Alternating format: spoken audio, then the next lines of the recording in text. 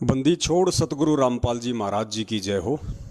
परमपिता परमेश्वर जी की असीम कृपा से एक बार पुनः आप और हम सभी सत्सेवक भाई बहन लाइव साध संगति के लिए सोशल मीडिया पे एकत्रित हुए हैं।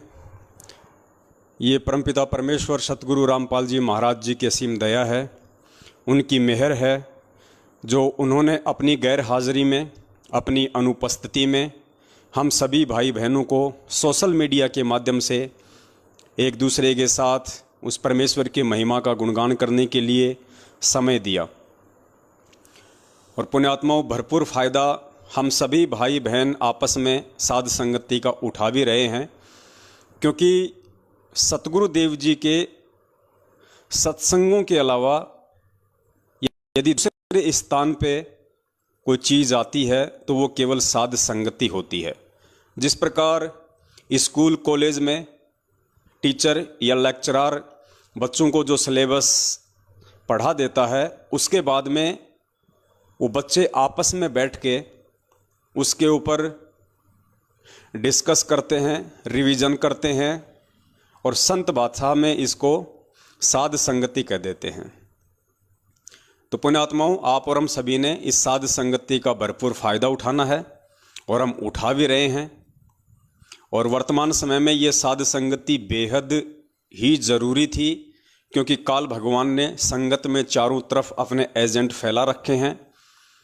हर तरह से वो भगत समाज को भ्रमित करने में लगे हुए हैं और कोई दूसरा नहीं है, खुद इसी परमात्मा की संगत में बड़े बड़े समझे जाने वाले भगत भाई बहन और खुद इस परमपिता परमेश्वर सतगुरु रामपाल जी महाराज जी के कलयुगी परिवार वाले, अर्थात भाई बंधु, बेटा बेटी, रिश्तेदार, जवाई, ये सभी लोग वर्तमान में उस काल भगवान की तरफ से इस पृथ्वी पे सीधे एजेंट हैं। तो हमने इन लोगों से बच के चलना है और इनके कर्म कुकर्मों से, इनके आचार विचार से, इनकी भक्ति विहीन क्रियाओं से आप और हम सभी पिछले 7 वर्षों से अच्छे से परिचित हैं। तो किसी को भी समझने में ये दुविधा नहीं होनी चाहिए कि कौन परमेश्वर का है और कौन काल का एजेंट है। और आज आपके सामने ऐसे ही कुछ सबूत पेश किए जाएंगे, कुछ प्रमाण पेश किए जाएंगे, जिन प्रमाणों को देखने के बाद में यदि कोई वास्तव में उस परमपिता परमेश्वर की अच्छी आत्मा होगी, हंस आत्मा होगी, तो उसे नीर और खीर का निबेरा करने में ज़्यादा समय नहीं लगेगा। वो तुरंत पहचान जाएगा कि आज से पहले हम जिन पूज्य गुरुदेव जी के कलयुगी परिवार वालों को, जिनमें उनकी बेटा बेटी, उनकी पत्नी, उनका भाई, उनके रिश्तेदार थे, हम उनको देवी देवताओं से नीचे नहीं आंका करते थे। लेकिन इस ज्ञान आधार से अब पता चलेगा कि उन कलयुगी परिवार वालों की औकात तो एक जो सड़क छाप व्यक्ति होता है या जो मंदबुद्धि श्रेणी का जो व्यक्ति होता है, उससे भी गई गुजरी है आध्यात्मिक क्षेत्र में। तो पुण्यात्माओं, आज हम साध संगति की शुरुआत करेंगे एक ऐसे वीडियो से, जिस वीडियो को सतलोक आश्रम मैनेजमेंट हरियाणा ने संगत में वायरल किया हुआ है और उसका टाइटल है गुरुद्रोहियों का पर्दाफाश पार्ट 1 और पार्ट 2। बहुत सारे भगत भाई बहनों को ये वीडियो भेज कर इस वीडियो में दुनिया भर की उआबाई और बकवाद भर के सत्सेवकों के खिलाफ जहर उगल के अनायास तरीके से, बिना किसी प्रमाणों के, बिना किसी सबूतों के, जबरन उसमें वो अंधकार ठोक ठोक के भर के और भगत समाज के ऊपर फैलाया जा रहा है। बहुत सारे भगत भाई बहनों के फ़ोन आए कि भगत जी, एक निराधार वीडियो सतलोक आश्रम मैनेजमेंट हरियाणा वालों के द्वारा संगत में बार बार सेंड किया जा रहा है और उसका शीर्षक है गुरुद्रोहियों की झूठ का पर्दाफाश। तो पुण्यात्माओं, वीडियो तो कोई भी बना सकता है, कोई बड़ी बात नहीं है। सबके पास मोबाइल हैं, मोबाइल में फंक्शन है, वीडियो तो कोई भी बना सकता है। लेकिन वो वीडियो महत्वपूर्ण होता है जिस वीडियो में सबूत हों, जिस वीडियो में प्रमाण हों। तो आज आपको उस वीडियो के ऊपर भी कुछ विश्लेषण करके दिखाएंगे, ताकि उन आत्माओं का भी भ्रम निवारण हो जो अभी ज्ञान में थोड़ी कच्ची हैं और जो किसी के भी कहने से सुनने से तुरंत भ्रमित हो जाती हैं। उसके अलावा आपको एक मैसेज भी पढ़ाएंगे जो कि कॉल एजेंट सतलोक आश्रम मैनेजमेंट हरियाणा वालों के द्वारा संगत में शेयर किया जा रहा है। और इनके अधीन जितने भी चापलूस हैं, जितने भी फर्जी नामदान केंद्र वाले हैं, जितने भी कोऑर्डिनेटर हैं, स्टेट कोऑर्डिनेटर हैं, इन सभी लोगों की आज विशेष एक ड्यूटी लगा रखी है कि संगत वालों को, सत्सेवकों से दूर रखो। कहीं संगत वाले जो हमें ज्योति पाठ और दान का पैसा दे के हमें पाल रहे हैं, हमें पोस रहे हैं, जिनके दान के पीछे हमारे बच्चे पढ़ और पल रहे हैं, हमारी गाड़ी का डीजल पेट्रोल का काम चल रहा है, हम लोग प्रॉपर्टियां खरीद रहे हैं, अय्यासियां कर रहे हैं, मौज मस्तियां कर रहे हैं, कहीं हमारा वो रंगीलापन जो जीवन है वो समाप्त ना हो जाए। तो भगत समाज को भ्रमित करने के लिए तरह तरह के मैसेज इन चापलूसों के द्वारा संगत में वायरल किए जा रहे हैं। उनमें से एक मैसेज है, सतगुरुदेव जी की जय, अति आवश्यक सूचना। जैसा कि आप सभी जानते हैं कि सतगुरुदेव जी ने संजय तथा पवन को गुरुद्रोही घोषित कर रखा है। इसके बावजूद भी ये दोनों अपनी हरकतों से बाज नहीं आ रहे तथा भक्तों के पास नए नए तरीके अपनाकर गुमराह करने की कोशिश कर रहे हैं। उल्टा चोर कोतवाल को डांट रहा है। इसलिए आप सभी से प्रार्थना है कि आप जी को अगर इनका कोई भी मैसेज आपके फ़ोन पर या फिर सोशल मीडिया प्लेटफॉर्म पर बनी आपकी आईडी पर आता है तो उसे बिना पढ़े ही डिलीट कर दें और गलती से भी किसी अन्य भगत आत्मा के पास फॉरवर्ड ना करें। सतगुरुदेव जी ने हम सभी को ना तो ज्ञान में कच्चा छोड़ा है और ना ही भक्ति में। हम सभी नीचों पर दया करते हुए परमात्मा समय समय पर ऑडियो संदेश के माध्यम से सचेत करते रहते हैं। इसलिए आप खुद भी सतर्क रहें तथा अपने आसपास के सभी भक्तों को भी सतर्क करें। सत साहेब जी, बंदी छोड़ सतगुरु रामपाल जी भगवान की जय। देखो, भगवान शब्द और लगाते हैं संत रामपाल जी महाराज जी के आगे, जबकि मनाते हैं नालायक उनका जन्मदिन। गुरुद्रोही संजय तथा पवन से सावधान रहने के लिए सतगुरुदेव जी की ऑडियो, आपको ऑडियो भी सुनाएंगे बाद में, वो कौन सी ऑडियो है। तो देखो पुण्यात्माओं, ये क्या हुआ भाई लिखते हैं। इसलिए आप सभी भक्तों से प्रार्थना है कि आप जी को अगर इनका कोई भी मैसेज आपके फ़ोन या फिर सोशल मीडिया प्लेटफॉर्म पर बनी आपकी आईडी पर आता है तो उसे बिना पढ़े ही डिलीट कर दें। यानी आप लोगों को अंधता में रखना चाहते हैं, आप लोगों को अंधेरे में रखना चाहते हैं, आप लोगों को मूर्खता में रखना चाहते हैं। ये नहीं चाहते कि आप लोग सत्यता से परिचित हो जाओ, ये नहीं चाहते कि आप लोगों को हकीकत का पता चले, आप लोगों को बरवाला कांड के पीछे की सच्चाई का पता चले और सतलोक आश्रम मैनेजमेंट हरियाणा के षड्यंत्र व उनके कुकर्मों का पता चले और इनका धार्मिक धंधा बंद हो जाए। क्योंकि इन लोगों का धार्मिक धंधा सिर्फ और सिर्फ संगत की मूर्खता और संगत के दान के पीछे चल रहा है।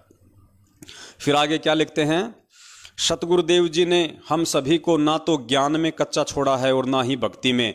अगर आपको पूरा विश्वास है कि गुरुजी ने ना ही तो आपको ज्ञान में कच्चा छोड़ा है और ना ही भक्ति में, तो फिर क्यों डर रहे हो भैया हमारी वीडियो देखने से?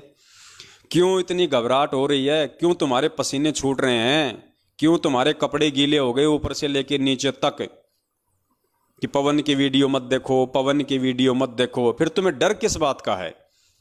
अरे ये पवनदास अपने किसी भी सत्सेवक भाई को पिछले 7 साल से अगर कभी भी कहा हो एक बार भी कि सत्सेवक भाइयों आप मैनेजमेंट का कोई वीडियो मत देखो, कोई बात मत सुनो, कभी भी अगर इस दास ने कहा हो तो हमेशा ये दास अपने भगत भाई बहनों को और सर्व संगत को यही मैसेज देता है कि भैया हमें परमपिता परमेश्वर जी के वचन अनुसार चलना पड़ेगा, उनकी वाणियों के अनुसार हमें चलना पड़ेगा।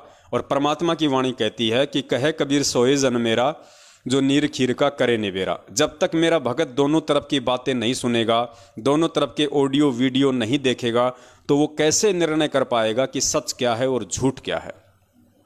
लेकिन इन लोगों को भय है, इन लोगों को डर है अपने धार्मिक धंधे के नष्ट होने का, क्योंकि ये लोग हमारे वीडियो सबसे पहले देखते हैं, ये लोग हमारे मैसेज हमारे पोस्टर सबसे पहले पढ़ते हैं, उसके बाद ही तो ये लोग संगत को मना करते हैं। क्योंकि इन्हें पता है कि इन वीडियो को अगर संगत ने देख लिया तो संगत तुम्हारे जाल से सदा सदा के लिए मुक्त हो जाएगी।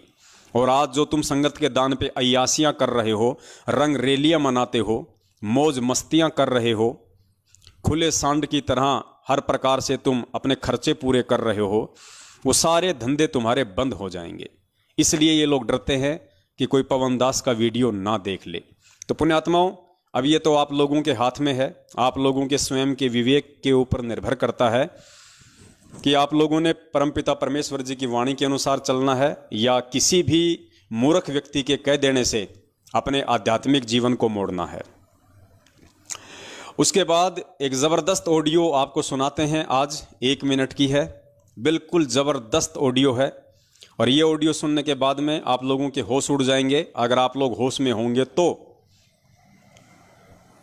नेपाल से हमारी एक सत्सेवक बहन है कमला दासी। कमला दासी के साथ में एक बहन संपर्क में है मुन्नी दासी। कमला दासी के भगत जी हैं लेखनाथ जी। ये सभी भाई बहन लगभग पिछले 5 वर्षों से हम सत्सेवकों के साथ में जुड़े हुए हैं और तन मन धन से परमपिता परमेश्वर व उनकी भक्ति के प्रति समर्पित हैं। और पिछले 1-1.5 वर्ष से लगभग जो सत्सेवक बहन है हमारी नेपाल से कमला दासी, वो परमपिता परमेश्वर सतगुरु रामपाल जी महाराज जी को हर शनिवार के दिन भोग लगाती है। यानी शनिवार के दिन वो परमपिता परमेश्वर सतगुरु रामपाल जी महाराज जी को भोग प्रसाद लगाने के लिए देसी घी का हलवा बनाती है। जितने भी उनके परिवार के मेंबर हैं 2 या 3, उस हिसाब से 100 ग्राम 200 ग्राम वो हलवा बनाती है। मार्केट से सेब, संतरे, केले, चीकू, फल फ्रूट लेके आती है, थोड़े बहुत उनको साफ करती है और वो परमपिता परमेश्वर सतगुरु रामपाल जी महाराज जी को भोग लगाते समय वहाँ रखे जाते हैं। और एक 42 मिनट की भोग की आरती है, आप सब जानते हैं, यूट्यूब पे भी है, जो पाठ प्रकाश के सबसे लास्ट में जो बोली जाती है भोग की आरती, वो 42 मिनट की आरती है। उस आरती के साथ में वो हर शनिवार को परम पूज्य सतगुरुदेव जी को भोग लगाती है। बहुत अच्छी बात है, सभी ने लगाना चाहिए, क्योंकि भगत का और कोई मकसद है ही नहीं इस जीवन का सिवाय उस परमात्मा के नज़दीक रहने का। और इन तरीकों से बढ़िया और कोई तरीका नहीं हो सकता है परमपिता परमेश्वर के प्रति श्रद्धावान बने रहने के लिए, परमपिता परमेश्वर के प्रति समर्पित रहने के लिए। ये पवन दास भी लगभग पिछले 1.5 से 2 वर्षों से हर रविवार को पूज्य गुरुदेव जी को भोग लगाता है, ठीक उसी प्रकार जिस प्रकार कमला बहन लगाती है। देसी घी का हलवा बनता है हर रविवार को, क्योंकि रविवार को दास की छुट्टी रहती है काम की, दास रविवार को फ्री रहता है, इसलिए हम रविवार को करते हैं। हो सकता है कमला बहन शनिवार को फ्री रहती हों तो कमला बहन शनिवार को करती हैं। वैसे डे कोई फिक्स नहीं होता इस भक्ति मार्ग में कि आपने रविवार को लगाना है या आपने शनिवार को लगाना है। जैसी आपका काम धंधा है, जैसी आपको फुर्सत है, उस अनुसार आप किसी भी दिन परमपिता परमेश्वर जी को भोग लगा सकते हैं। समय भी कोई निश्चित नहीं है, आप जब चाहें जैसे चाहें परमेश्वर को भोग लगा सकते हैं। तो दास तो पिछले 2 वर्षों से रेगुलर हर रविवार को परम पूज्य सतगुरु रामपाल जी महाराज जी को देसी घी के हलवे का भोग लगाता है और 42 मिनट की आरती पूरा परिवार बैठ के करता है। कमला बहन शनिवार को करती है, देसी घी का भोग लगाती है, और जैसी उनकी आर्थिक स्थिति है, जैसी उनकी श्रद्धा है गुरुदेव के प्रति, वैसे मार्केट से वो अपने फल फ्रूट वगैरह लाके एक थाली में रख के और उनको साफ करके गुरुदेव के दरबार में रख देती है। पूरा का पूरा परिवार और अन्य जो भगत भाई बहन होते हैं वो भी आ जाते हैं और शनिवार को बैठ के परमेश्वर की आरती का आनंद लेते हैं, मालिक के बिल्कुल नज़दीक रहते हैं, हमारे भाव बने रहते हैं, हमारी श्रद्धा बनी रहती हैं। ये तो सब ने करना चाहिए संगत में। और जयपुर से जो अपने कजोड़ भगत जी हैं वो भी हर रविवार को परमपिता परमेश्वर जी को सहपरिवार भोग लगाते हैं। और शायद जयपुर से हमारे रूपदास भगत जी हैं, जहाँ तक दास को आइडिया है, वो भी परमेश्वर को रविवार को ही भोग लगाते हैं। या बहुत सारी बार आपस में वो दोनों सहपरिवार एक जगह भी परमेश्वर को भोग लगाते हैं, क्योंकि वो दोनों आसपास में रहते हैं। तो ये तो पुण्यात्माओं सब ने लगाना चाहिए। और दास तो ये कहेगा कि अगर कोई भाई बहन अगर फ्री है, जिसको कोई काम धाम नहीं है और जिसकी आर्थिक स्थिति अच्छी है, वो तो रोज लगाओ परमेश्वर को भोग। उसको तो रोज लगाना चाहिए अपने मालिक को 42 मिनट की आरती के साथ में भोग। 42 मिनट की आरती है जिसके लास्ट में परमेश्वर का शब्द आता है, आज लग्या साहिब को भोग दिन के टुकड़े पानी का, कोई जगह पुरबला भाग।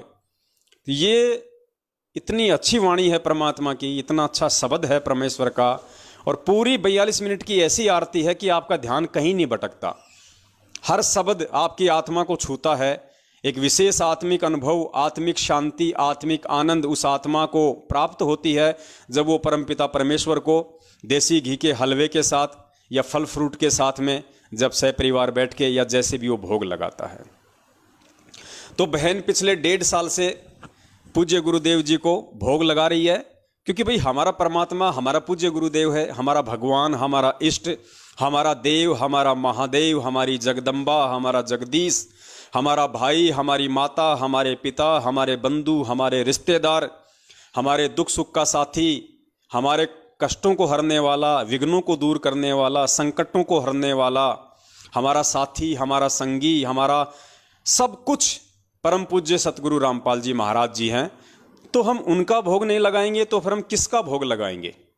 और जैसी आपकी श्रद्धा है, जैसे आपके भाव हैं, जैसा उस परमपिता परमेश्वर ने आपको इस व्यस्त सांसारिक जीवन में समय दिया हुआ है, आप जी चाहे तो परमेश्वर को रोज भोग लगाइए, आपको कोई मना नहीं करने वाला। और गुरुदेव आपसे उतना ही प्रसन्न होंगे, क्योंकि परमात्मा तो चाहते यही है कि ये बच्चे मेरे से किसी भी बहाने जुड़े रहें। तो पुण्यात्माओं, पिछले 1.5 साल से कमला बहन नेपाल से परमेश्वर को भोग लगा रही है, और भोग लगाने के बाद में वो वीडियो बनाती है पूरा, और उस वीडियो को अपने YouTube चैनल पे भी डाल देती है, वैसे भी सोशल मीडिया पे डाल देती है। लेकिन नेपाल के जो कोऑर्डिनेटर हैं या नेपाल का जो स्टेट कोऑर्डिनेटर है, उन लोगों को ये सब अच्छा नहीं लगता। उन लोगों को बिल्कुल भी अच्छा नहीं लगता कि संत रामपाल जी महाराज जी को कोई भोग लगाए। और संत रामपाल जी महाराज जी की इतनी श्रद्धा से, इतनी तन्मयता से, इतना विश्वास के साथ नेपाल में कोई भगत भक्ति करे, उसको ये बात बिल्कुल भी रास नहीं आती है। तो उस चुगलखोर व्यक्ति ने बगैर कमला दासी से बातचीत किए इस विषय पे कि भाई तू क्यों भोग लगाती है, और बातचीत करे तो वो नालायक व्यक्ति वो किस मुंह से बात करे। उसको खुद को पता था कि मैं क्या कहूंगा, कि गुरुजी को भोग मत लगा, ये कहूंगा मैं उसको, उससे अच्छा तो मेरे डूब के मर जाना अच्छा है। तो अंदर ही अंदर शर्मिंदा होते हुए और बिना कोई बातचीत हमारी कमला बहन से किए उसने डायरेक्ट उस नेपाल के चुगलखोर व्यक्ति ने और हिंदुस्तान की एक चुगलखोर औरत के पास फोन किया। हिंदुस्तान की चुगलखोर औरत कौन?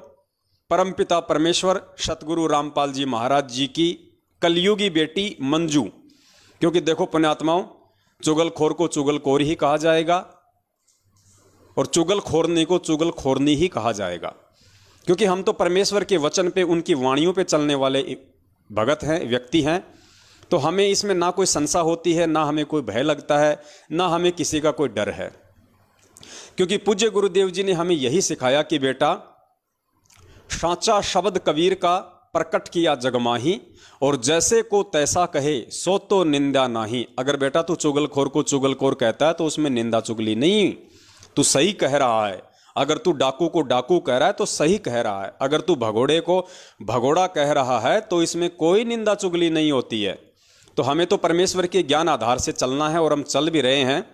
तो नेपाल के उस महाचुगलखोर व्यक्ति अर्थात वहाँ के कोऑर्डिनेटर या स्टेट कोऑर्डिनेटर ने हिंदुस्तान की एक चुगलखोरनी औरत परम पूज्य सतगुरु रामपाल जी महाराज जी की कलयुगी बेटी मंजू को फ़ोन किया, और उस चुगलखोरनी औरत ने भी हमारी कमला बहन से कोई बातचीत नहीं की, क्योंकि उसको भी पता है कि मैं किस मुंह से बात करूंगी, क्या कहूंगी मैं कि परमेश्वर का भोग मत लगाओ।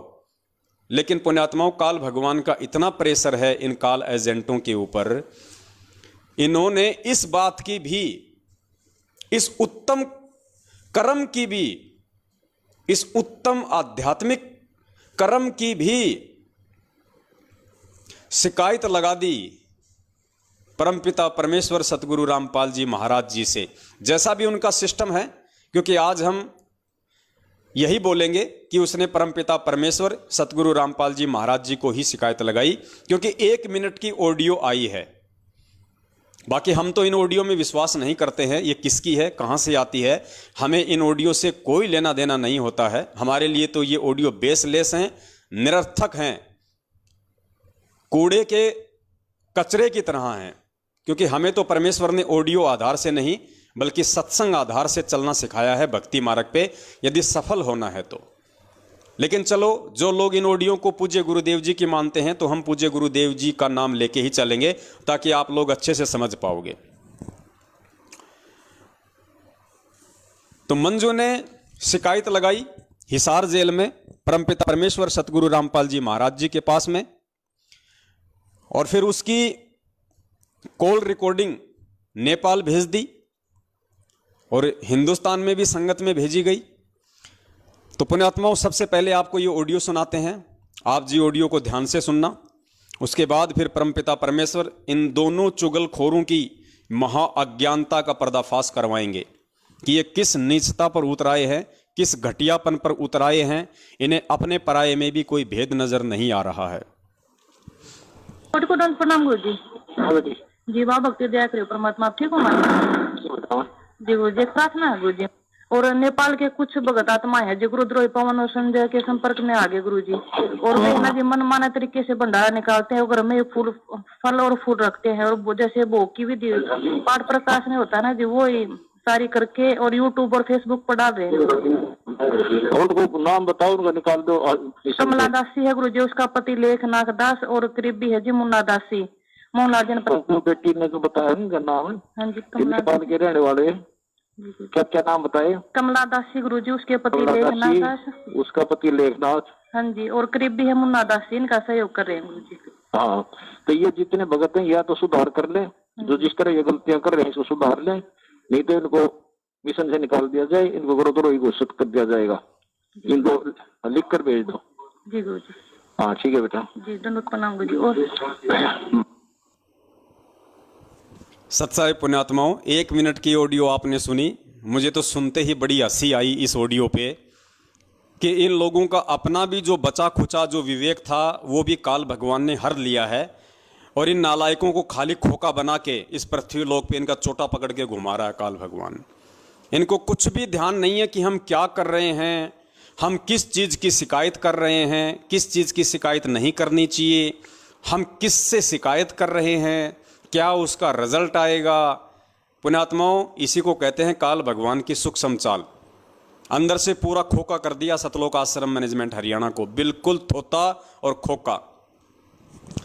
पुण्यात्माओं, आप इस भक्ति मार्ग पे लगे हैं, और भक्ति मार्ग का आधार, भक्ति मार्ग का मूल सतगुरु होता है, क्योंकि ये बातें उस तत्वदर्शी संत के सत्संगों से ही मालूम पड़ती हैं।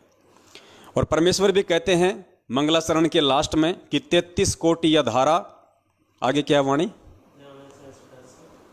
33 कोटि या धारा ध्यावे सहस 88, उतरे भव जल पारा, कट है यम की फांसी। यानी 33 कोटि या धारा, फिर आगे उस मंगलाचरण में सरलार्थ किया गया है कि वो पूर्ण परमेश्वर, वो सबका दाता, वो सबका सृष्टि रचनहार, वो कबीर परमेश्वर 33 कोटि या धारा अर्थात 33 करोड़ देवी देवताओं की भक्ति का मूल आधार भी वो कबीर परमेश्वर ही है। और 33 करोड़ देवी देवता भी उस एकमात्र परमपिता परमेश्वर की ही आराधना करते हैं, उसी को अपना आधार मानते हैं, उसी को अपना मूल मानते हैं, अपना सब कुछ मानते हैं। आप लोगों ने देखा होगा मोटरसाइकिल का जो पहिया होता है, जो रिम होती है, या साइकिल की जो रिम होती है, और चारों तरफ उसके वो ताड़ियाँ होती हैं वायर से, और बीच में उसके एक्सल होता है। एक्सल, अब पुण्यात्माओं, वो जो एक्सल है वो उस टायर और उस जितनी भी वो ताड़ियाँ हैं वो उन सब का आधार है। उस एक्सल के सहारे वो टायर घूम रहा है, वो टायर बिल्कुल गोल है, वो रिम बिल्कुल गोल है। अगर वो एक्सल ना हो तो वो टायर जो है वो किसी भी गाड़ी में फिट नहीं किया जा सकता। इसी प्रकार ये जो पूर्ण परमेश्वर हैं, जो वर्तमान में सतगुरु रामपाल जी महाराज जी के रूप में धरती पे प्रकट हैं, ये उस एक्सल की तरह इस सकल सृष्टि का आधार है। जितने भी देवी देवता हैं, ब्रह्मा विष्णु महेश हैं, काल है, दुर्गा है, ये अपनी भक्ति का मूल आधार, अपना मूल केवल उस परमपिता परमेश्वर को ही मानते हैं। तभी तो उसने गीता जी में अर्जुन से कहा कि अर्जुन, तुझे गुप्त से गुप्त बात बताता हूं कि मेरा इष्ट देव भी वही है, और तुझे अगर उसकी प्राप्ति करनी है तो किसी तत्वदर्शी संत की तलाश कर ले। तो पुण्यात्माओं, फिर हम जीवों की क्या औकात जो उस परमेश्वर के अलावा कोई दूसरा हमारा आधार हो, और जब हमारा वही एकमात्र आधार है तो पुण्यात्माओं फिर हम किसको भोग लगाएं? हम किसको भोग लगाएं फिर उसको छोड़ के? मतलब विचार करना होगा आज संगत को कि हम जिस परमपिता परमेश्वर सतगुरु रामपाल जी महाराज जी को अपना परमेश्वर मान चुके हैं, अपना तन मन धन हम जिनके श्री चरण कमलों में समर्पित कर चुके हैं, अपनी भक्ति का और अपने सांसारिक जीवन का हम उनको आधार मान चुके हैं, तो उनके अलावा ये सतलोक आश्रम मैनेजमेंट हरियाणा फिर हमारे से और किसको भोग लगवाना चाहता है? और इस मंद बुद्धि औरत मंजू को तो इतना भी ज्ञान नहीं रहा, आभास नहीं रहा कि नालायक कम से कम इतना ही सोच लेती कि ये लोग मेरे बाप को भोग लगा रहे हैं। अरे मंजू, हम तेरे बाप को ही भोग लगा रहे हैं, हम किसी और को भोग नहीं लगा रहे, हम तेरे बाप को भोग लगा रहे हैं, तेरे बाप को, जिसे पूरी दुनिया सतगुरु रामपाल जी महाराज कह रही है। और तेरे बाप को भोग लगाते लगाते भी तेरे को अच्छा नहीं लग रहा, तेरे को रास नहीं आ रहा, तो दुनिया का सबसे बड़ा गुरुद्रोही और काल एजेंट और कौन हो सकता है दुनिया में?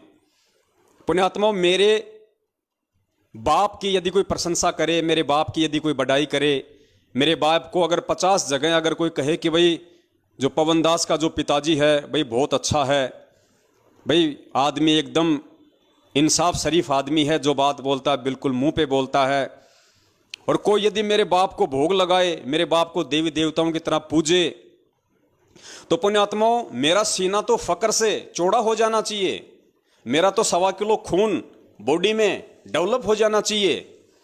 और यहां क्या हो रहा है पुण्यात्माओं?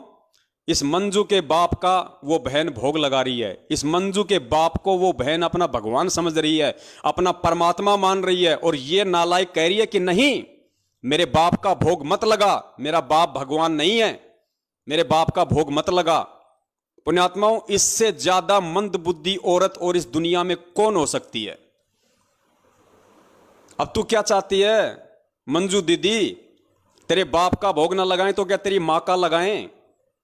तेरे चाचा का भोग लगाना शुरू कर दें, या तेरे दोनों भाइयों का और तेरे पति संजय भगोड़े का भोग लगाना शुरू कर दें?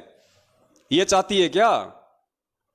पुण्यात्माओं, दिमाग का स्तर इन लोगों का कितना नीचे गिर चुका है, ये भी इनमें कॉमन सेंस भी नहीं रही।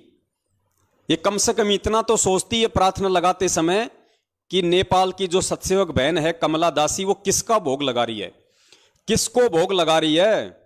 उस भोग की थाली के सामने फोटो किसकी रखी है? अरे नालायक, तेरे खुद के बाप की रखी है, जिसे तू अपना शरीर का बाप भी कहती है, और अपना आध्यात्मिक बाप तो तू उनको नहीं मानती, वो तो हमें पता है, लेकिन कम से कम अपने शरीर का बाप तो समझ ले। और तेरे को तो इसमें खुशी होनी चाहिए थी, तेरे को तो इसमें प्रसन्नता होनी चाहिए थी कि दुनिया मेरे बाप को भोग लगा रही है। लेकिन पुण्यात्माओं, जैसा कि दास बार बार कहता है कि इस धरती पे ये साक्षात काल के एजेंट हैं, इसलिए इन लोगों को यह भी रास नहीं आ रहा कि कोई मेरे बाप को भी भोग लगाए।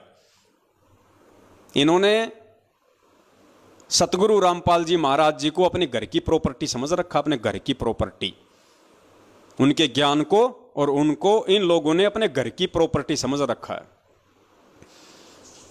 तो मंजू दीदी, हम तेरी मां का भोग तो लगाएंगे नहीं, चाहे तू कितने पैर पीट ले, और ना हम तेरे चाचा का भोग लगाएंगे, उस काल एजेंट का, भगोड़े का, और तेरा तो स्वप्न में लगाने की सोच भी नहीं सकते, ऐसी चुगलखोर का, जिसको ये नहीं पता कि मैं कहां प्रार्थना कर रही हूं, किस चीज की प्रार्थना कर रही हूं। अरे ये भी कोई प्रार्थना हुई क्या? अरे भगत किसका भोग लगाएगा है? अरे अपने बाप का नहीं लगाएगा, अपने गुरु का नहीं लगाएगा, तो क्या कादर खान का भोग लगाएगा? मंदबुद्धि औरत, इतना तो तेरी इसमें तेरी खोपड़ी में आ जानी चाहिए थी ये बात। क्या तेरा स्तर इतना नीचे गिर गया पाताल लोक में चला गया, तुझे ये भी मतलब ये प्रार्थना लगाते समय भी तेरे को 1% भी ये शर्म नहीं आई तुझे? चलो हमारी तो तूने प्रार्थना लगा दी, कोई बड़ी बात नहीं है, तुम कुछ भी कर सकते हो, लेकिन तू प्रार्थना किससे लगा रही है? अरे इतनी तो तेरे को शर्म आनी चाहिए थी कि मैं भगवान से कह रही हूं कि दुनिया भगवान का भोग लगा रही है, तू शिकायत कर रही है। दुनिया जिस भगवान का भोग लगा रही है और जो भगवान चाहता है कि दुनिया मेरा भोग लगाए, उसी भगवान से तू प्रार्थना कर रही है। तेरी बुद्धि का स्तर कहां पानी लेने गया है? पुण्यात्मा, इनकी बुद्धि घास चरने चली गई, बिल्कुल ये खाली हो चुके हैं एडी से लेके चोटी तक। ये खुद तो डूबे हुए हैं, ये बाकी संगत को भी लेके डूबेंगे। तो आप लोगों ने सावधान रहना है। और मैं तो निवेदन करूंगा आज इस लाइव साध संगति के माध्यम से, मेरे जितने भी भगत भाई बहन मुझे सुन पा रहे हैं, देख पा रहे हैं, पुण्यात्माओं, अब विनाश का समय बहुत निकट है, क्योंकि परमेश्वर की असुर निकंदन रमैणी में जो वाणी है कि आवेगा दखन से दीवाना काबुल का, काल किलकिलियम गल है तुर्काना, किलकिलियम अवतार कला, जीतन जन झुंझमुला। तो पुण्यात्माओं, वो जो काबुल का जो यूज किया गया वहां पे कि सबसे पहले काबुल देश पे अटैक होगा, फिर काबुल देश की रक्षा के लिए दूसरी मुस्लिम कंट्री आएंगी, फिर दूसरे के पक्ष में दूसरी कंट्री आएंगी और ये विश्व युद्ध शुरू हो जाएगा। और उसके बाद में मुस्लिम देश 90% आपस में लड़के कटके ही मर जाएंगे। तो आप जी आज देख रहे हैं आजकल अगर आप न्यूज़ देखते हैं मीडिया में कि जो तालिबान है उसने अफगानिस्तान के ऊपर किस प्रकार से अपना कब्जा जमाना शुरू कर दिया, क्योंकि अफगानिस्तान से अमेरिका ने अपनी सेना हटाने की घोषणा कर दी है। काफ़ी सैनिक अमेरिका चले गए हैं जो पिछले 20-25 साल से अफगानिस्तान में थे। जैसे ही अमेरिकी फौजें अफगानिस्तान से हटी हैं, तुरंत तालिबान ने अफगानिस्तान पे धावा बोल दिया। मारकाट शुरू हो रही है, रोजाना सैकड़ों की संख्या में लोगों को मारा जा रहा है। तो पुण्यात्माओं, वो समय अब शुरू हो चुका है और आने वाले समय में अगर हम लोगों को अगर बचना है तो पुण्यात्माओं, हमने कितनी भक्ति बढ़ानी पड़ेगी, हमने किन किन तरीकों से अपने भगवान को खुश करना पड़ेगा, अपने भगवान को हमने प्रसन्न करना पड़ेगा, ताकि उस महाविनाश के समय में हम सुरक्षित रह सकें। और वो विनाश पुण्यात्माओं होके रहेगा, क्योंकि भगवान जेल में बैठने नहीं आया और दुनिया ज्ञान से नहीं समझ सकती। जितने समझने थे उतने समझ चुके हैं, अब केवल दुनिया मार खाकर ठोकर खाकर ही समझेगी। और परमेश्वर ने यदि कलयुग में सतयुग लाना है तो छटनी करनी पड़ेगी, असंख्यों आत्माओं को यहां से जाना पड़ेगा, अकाल मृत्यु को प्राप्त होना पड़ेगा, वरना इस भीड़ में, इस जगत की गंदगी में आप और हम भक्ति नहीं कर सकते। इसलिए महाविनाश होना तय है। तो पुण्यात्माओं, उस समय आप और हम कैसे बचे रह सकते हैं यदि हम इस परमेश्वर के नजदीक ना रहे? तो पुण्यात्माओं, भक्ति तो हम कर ही रहे हैं सतगुरुदेव जी के आशीर्वाद से। इसलिए दास आप जी से निवेदन करेगा कि आप जितने भी भगत भाई बहन लाइव साध संगति का ये प्रोग्राम देख रहे हैं, अगर आपको भी यदि सतगुरुदेव जी प्रेरणा करें तो पुण्यात्माओं, जैसा भी आपको समय मिले, जिस भी दिन, उसी दिन परमपिता परमेश्वर जी का देसी घी का हलवा बनाइए। जितने भी आपके परिवार के मेंबर हैं, 2, 4, 5, 10, उस अनुसार 100 ग्राम का, 200 ग्राम का, जैसे भी आपकी श्रद्धा है, आप देसी घी का हलवा बनाइए परमेश्वर का। और आपकी आर्थिक स्थिति अच्छी है तो मार्केट से फल फ्रूट भी लेके आइए। और पुण्यात्माओं, सप्ताह में जिस दिन भी आपको लगे कि आज मेरी छुट्टी है या आज मैं छुट्टी के लिए दिन निकाल सकता हूं, यह ऐसा कोई विशेष नहीं है मेरे लिए कामकाज, उस दिन पूरा परिवार बैठ के परमपिता परमेश्वर जी को उस 42 मिनट की भोग की आरती के साथ भोग लगाइए और परमेश्वर का अनुग्रह प्राप्त कीजिए। गुरुदेव ने स्पष्ट संगतों में कहा हुआ है कि पुण्यात्माओं, अभी तुम मात्र 20% ही भक्ति की तरफ अग्रसर हो, 80% तुम्हारा ध्यान सांसारिकता में रमा हुआ है। लेकिन जब तक इसका उल्टा नहीं होगा, अर्थात जब तक तुम 80% मेरी भक्ति में नहीं लगोगे और 20% ही अपने रोजी रोटी के लिए प्रयास नहीं करोगे, तब तक तुम भगत की श्रेणी में भी नहीं आओगे। तो पुण्यात्माओं, उस 20% से ऊपर और भक्ति बढ़ाने के लिए अब हमने परमपिता परमेश्वर जी का, जैसा भी जिसको समय मिले, सप्ताह में या महीने में, जरूर उस परमपिता परमेश्वर सतगुरु रामपाल जी महाराज जी को देसी घी के हलवे का भोग लगाइए। बैठ के सह परिवार 42 मिनट की जो यूट्यूब पे आरती है, भोग की आरती आपको मिल जाएगी।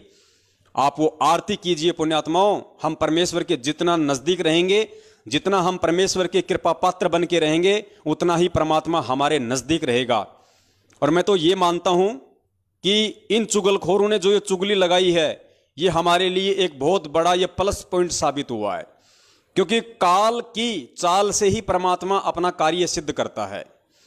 तो इन काल एजेंटों ने तो बहुत शाने बन के उस कमला बहन के ऊपर दबाव डालने के लिए और उन नेपाल के चुगलखोरों को, उनको खुश करने के लिए कि देखो मैं तुम्हारी हिंदुस्तान की चुगलखोरनी दीदी, जैसा तुमने कहा तुरंत मैंने हिसार जेल में प्रार्थना लगा दी, हा हा हा हा हा, उनको खुश करने के लिए, उन गधों को।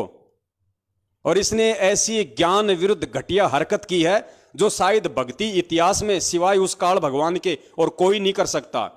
अरे भगवान का एक भगत भोग लगा रहा है और तू उसी भगवान से तू प्रार्थना कर रही है, शिकायत कर रही है कि भगवान दुनिया आपका भोग लगा रही है। अरे तू काहे की भगत है, तू तो जगत से भी गई गुजरी है।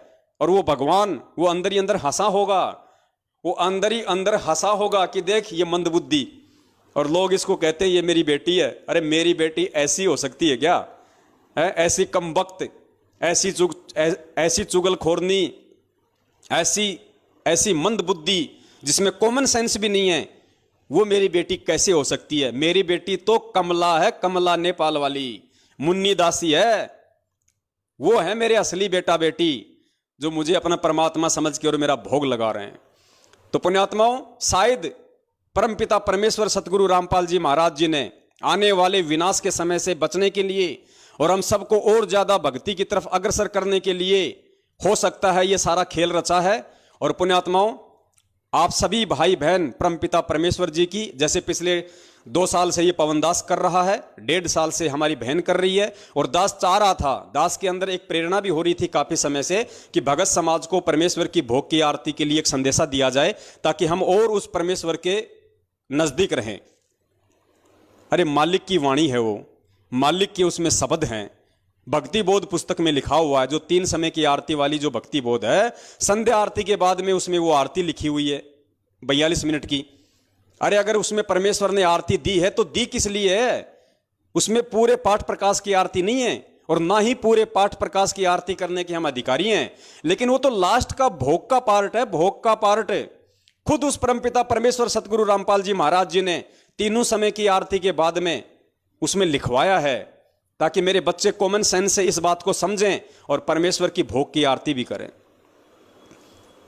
तो पुण्यात्माओं, शुरू कर दीजिए। यह परमेश्वर की तरफ से एक बहुत बड़ा संकेत, एक बहुत बड़ा एक इशारा आप सत्सेवक भाई बहनों के लिए है, क्योंकि पुण्यात्माओं बचना आप और हमने है, क्योंकि हमने भक्ति करनी है। और जिसको ये ज्ञान ही नहीं है कि भक्ति क्या है, भगवान क्या है, हम क्या कर रहे हैं, हम क्या नहीं कर रहे, उन काल एजेंटों को क्या मतलब, क्या पता वो 3 समय की आरती भी करते हैं कि नहीं करते। जिस मंजू को भोग की आरती से इतनी नफरत है, पुण्यात्माओं सोचो वो 3 समय की आरती कहां करती होगी। और सोचिए वो औरत कहां संत रामपाल जी महाराज जी को अपना भगवान समझती होगी। भगवान तो सौपन में भी नहीं, अपना वो गुरु भी नहीं समझती है, गुरु भी नहीं समझती है। अगर अपना शरीर का बाप समझती तो भी उसको ये सुन के बड़ी प्रसन्नता होती कि नेपाल से कोई बहन है जो मेरे बाप का भोग लगा रही है, मेरे बाप को भगवान तुल्य मान रही है। उसको तो खुशी होनी चाहिए थी, और वो मंदबुद्धि उल्टी शिकायत लगा रही है। और 70% संगत ऐसे बिना सींग के गधों के ऊपर भेड़ चाल में मस्त हो रहे हैं। पुण्यात्माओं, कहां तो तुम जाओगे और कहां वो जाएंगे, अपना निर्णय तुम खुद कर लेना। दास का तो काम था ये संदेश आप लोगों को देना, दास ने दे दिया, बाकी आप जानो, आपका काम जाने। हम सत्सेवक तो इसी तरीके से परमेश्वर के ही भोग की आरती करेंगे, इसी तरीके से करेंगे परमेश्वर की भोग की आरती, ऐसे ही करेंगे। लगाओ तुम रोज शिकायत, लगाओ तुम रोज प्रार्थना। परमेश्वर तो हमें फल फूल रहा है, परमेश्वर तो हमें फल और फूला रहा है तुम्हारी आंखों के सामने। तुम लोगों का तो खून जल गया सारा पिछले 7 साल से, चुगलियां करते करते, शिकायतें लगाते लगाते, और हम सत्सेवकों को परमेश्वर ने अपनी पलकों पे रखा हुआ है। दिन दोगुना रात चौगुना परमेश्वर हमारे को वर्दी दे रहे हैं, हमारे को भक्ति धन दे रहे हैं, परमात्मा अपना आशीर्वाद लौटा रहे हैं। अरे कोरोना में तुम मरे हो, सत्सेवक नहीं मरा कोई भी। मैनेजमेंट के 300-400 लोग मरे सारनामी सतनामी कोरोना से। एक भी सत्सेवक अगर मरा हो कोरोना से तो बता दो, कोई भी कहीं भी एक भी मरा हो तो परमात्मा किसके साथ में है? तुम जैसे काला एजेंटों के साथ में है या हम जैसे सत्सेवकों के साथ में है? ये कॉमन सेंस की बात है, लेकिन तुम गधों को समझ में नहीं आएंगी ये बातें। तुम काला एजेंटों के पल्ले पड़ने वाली नहीं है। तुम्हारी तो काम, तुम्हारी सेवा जो काल भगवान ने लगा रखी है, तुम केवल वही करोगे, उससे ज्यादा तुम्हारा दिमाग काम कर ही नहीं सकता है। तो पुण्यात्माओं, ये था भोग की आरती को लेके, और शायद आप लोगों को भी खूब हंसी आई होगी और आप लोगों को रोना भी आया होगा इनकी मंदबुद्धिता पे, इनकी नालायकी पे। तो पुण्यात्माओं, अब हम आगे बढ़ते हैं और आज का हमारा जो विषय है कि सतलोक आश्रम मैनेजमेंट हरियाणा ने जो एक वीडियो संगत में वायरल किया हुआ है कि गुरुद्रोहियों की झूठ का पर्दाफाश, तो इन्होंने तो अपनी उवाबाई, अपनी गंद इसमें डाल दी, संगत के सामने पेश कर दी। जो मंदबुद्धि था वो तो खा गया उस धुआं को, और जिसको परमेश्वर ने सद्बुद्धि बख्श रखी थी उस आत्मा ने उसको देखा और देख के फिर दास के पास भेजा कि भगत जी थोड़ा सा इस वीडियो पे विश्लेषण कीजिए, ये संगत में काफी वायरल किया जा रहा है, क्योंकि आजकल संगत तेजी से जाग रही है। और जब जब ये संगत तेजी से जागती है तो मैनेजमेंट ऐसी ही मनमानी और घटिया हरकतों पे उतर आता है। तो पुण्यात्माओं, हम सत्सेवकों का काम है कि आपको दोनों तरफ की बातों से हम अपडेट रखें। तो हम आपको वो वीडियो भी सुनाएंगे, हो सकता है आपने सुन भी रखा होगा, और जिन भाइयों ने नहीं सुना वो भी इस वीडियो को सुने, क्योंकि हम तो खुद चला के आपको इनको वीडियो दिखाएंगे, आपको सुनाएंगे, तभी तो आप निर्णय करोगे। अगर मैं ही आपको बोल दूं अपनी तरफ से और आपको यदि मैं वो मैनेजमेंट वाला वीडियो ना दिखाऊं जो इन्होंने संगत में वायरल कर रखा है, तो आप कैसे समझ पाओगे कि क्या सही है और क्या गलत है? आप तो यही कहोगे कि पवन दास तो अपनी तरफ से बोल रहा है। लेकिन पुण्यात्माओं, हम सत्सेवक हैं और ये भक्ति मार्ग गुरुजी ने बताया निष्पक्ष होके चलने का है, पक्ष और विपक्ष से दूर निष्पक्ष होके। तो आपको साथ में इन लोगों का वीडियो दिखाऊंगा, उसके बाद में फिर ज्ञान आधार से परमात्मा इस पे विश्लेषण करवाएंगे। तो सुनिए इनकी गदर फिल्म का पार्ट 3। सभी भक्तों को सच्चाई। हमने पिछली वीडियो के माध्यम से आपको सच्चाई से परिचित कराने की कोशिश की कि किस तरह कुछ तथाकथित सत्सेवक, जिनको सदगुरुदेव संत रामपाल जी महाराज ने गुरुद्रोही घोषित किया हुआ है, वो झूठ पर झूठ बोलते आ रहे हैं। यह बात स्पष्ट हो चुकी है कि संजय दिल्ली व पवन जयपुर तथा जो भी इनके साथ समर्थन में है, उनको सदगुरुदेव जी ने गुरुद्रोही घोषित किया हुआ है। आज समाज में जिसको भी यह पता चल जाता है कि केवल संत रामपाल जी महाराज ही इस संसार से मुक्ति दिला सकते हैं और सतलोक ले जा सकते हैं, फिर चाहे वो सत्संग देखकर समझे हों या पुस्तक पढ़कर, वह नामदान केंद्र पर आकर नाम उपदेश ले लेते हैं। लेकिन दुख तब होता है जब संत रामपाल जी महाराज की हरी भरी बगिया को ये गुरुद्रोही नामक खराब करते हैं। एक तरफ तो हम यह कह रहे हैं कि मोक्ष केवल संत रामपाल जी महाराज ही करा सकते हैं और वही बंदी छोड़ है, इसलिए हम सभी भगत उनका बंदी छोड़ सदगुरु रामपाल जी महाराज के नाम से जयकारा लगाते हैं। दूसरी तरफ ये गुरुद्रोही कह रहे हैं कि सदगुरुदेव जी को षड्यंत्र के तहत फंसा दिया गया।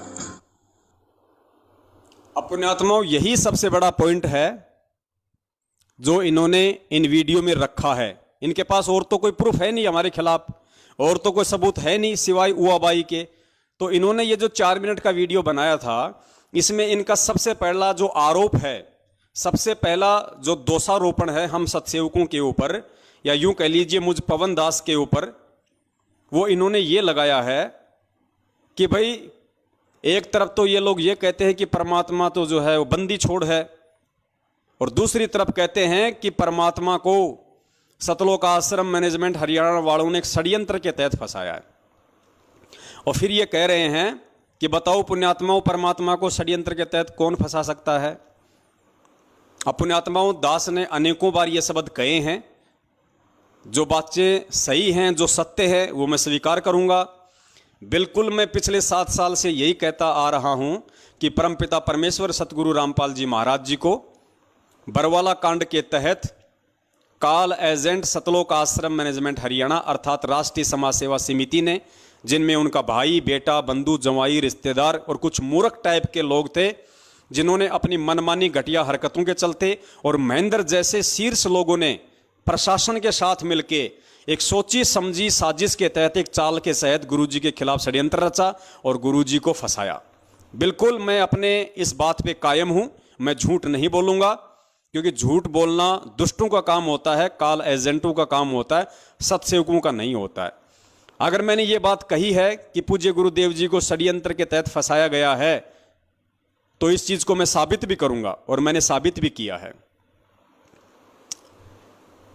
और पुण्यात्माओं, दास ने फिर अपने वीडियो में यह भी जिक्र किया है कि भाई वो परमात्मा है, सारी सृष्टि का रचनहार है, जिसके आधे बाल पे पूरी सृष्टि नहीं है। वो परमात्मा सतगुरु रामपाल जी महाराज जी हैं, जिनको बरवाला कांड के तहत फंसाया गया है। अब आप लोगों को ये बातें कैसे समझ में आएंगी, इस चीज को हम ज्ञान आधार से समझेंगे कि एक जीव भी परमात्मा को कैसे फंसा सकता है। पुण्यात्माओं, परमात्मा अपने वास्तविक स्वरूप में नहीं है। परमात्मा अपनी वास्तविक जो समर्थता है, अपनी वास्तविक जो पावर है, परमात्मा उसको नहीं दिखा रहा है। परमात्मा एक आम व्यक्ति की भूमिका में है, आप और हमारी तरह। और यही परमात्मा आज से 650 साल पहले एक आम व्यक्ति की भूमिका में आया था, वैदिक नाम जिनका कबीर। तो वो परमात्मा आज से 650 साल पहले हम सभी जानते हैं कि वो परमेश्वर कबीर दास के रूप में इस धरती पे आए हुए थे, आप और हमारी तरह एक मानव शरीर धारण करके। और पुण्यात्माओं, उस समय उस परमेश्वर को अपने जैसा एक मानव जानकर, अपने जैसा मानव शरीरधारी ही समझकर, अपने जैसा एक व्यक्ति ही समझकर, आप सबको अच्छे से पता है कि उनके साथ में कैसे कैसे षड्यंत्र किए गए, कैसी कैसी साजिशें उनके खिलाफ रची गई। चलिए मान लेते हैं, शेख तकी तो उस परमात्मा का भगत नहीं था, वो तो जगत वाला था। क्या सिकंदर लोदी भी उस परमात्मा का भगत नहीं था? सिकंदर लोदी को परमात्मा ने प्रत्यक्ष चमत्कार दिखाए। उसको जो चर्म का रोग था, उसको जो जलन का रोग था, परमेश्वर ने आशीर्वाद मात्र से ठीक किया।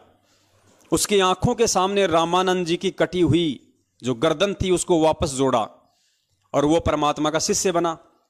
उसके बावजूद भी पुण्यात्माओं, वो शेख तकी के चक्कर में आके और खुद उसने उस परमपिता परमेश्वर जी को अपना राज्य बचाने के लिए, अपनी इज्जत बचाने के लिए, मुसलमान समाज के सामने शेख तकी के भय से उसने परमेश्वर को उस दरिया में डुबोने का आदेश दिया। परमात्मा को 8 पहर तक डुबोने की कोशिश की गई, गोलियां मारी गई, तीर मारे गए, भाले मारे गए, लेकिन परमात्मा नहीं डूबे। तो परमेश्वर को उन्होंने अपनी सूझबूझ से कि आ जाओ आ जाओ आ जाओ, आप तो भगवान हो, आ जाओ आ जाओ। जैसे ही परमात्मा बाहर आए, तुरंत उस सिकंदर लोदी ने, ये मैं गुरुदेव के सत्संगों की बात कह रहा हूं, तुरंत उसी भगत ने, उसी शिष्य ने, उसी सिकंदर लोदी ने अपने हाथों से दुनिया को खुश करने के लिए कबीर साहिब जी के गले में बेड़ी डाली। कबीर साहिब जी को बेड़ियों में जकड़ा और खूनी हाथी के नीचे उनको कुचलवाने के लिए उनको दिल्ली लाया गया। पुण्यात्माओं, वो साजिश वो किसने रची थी?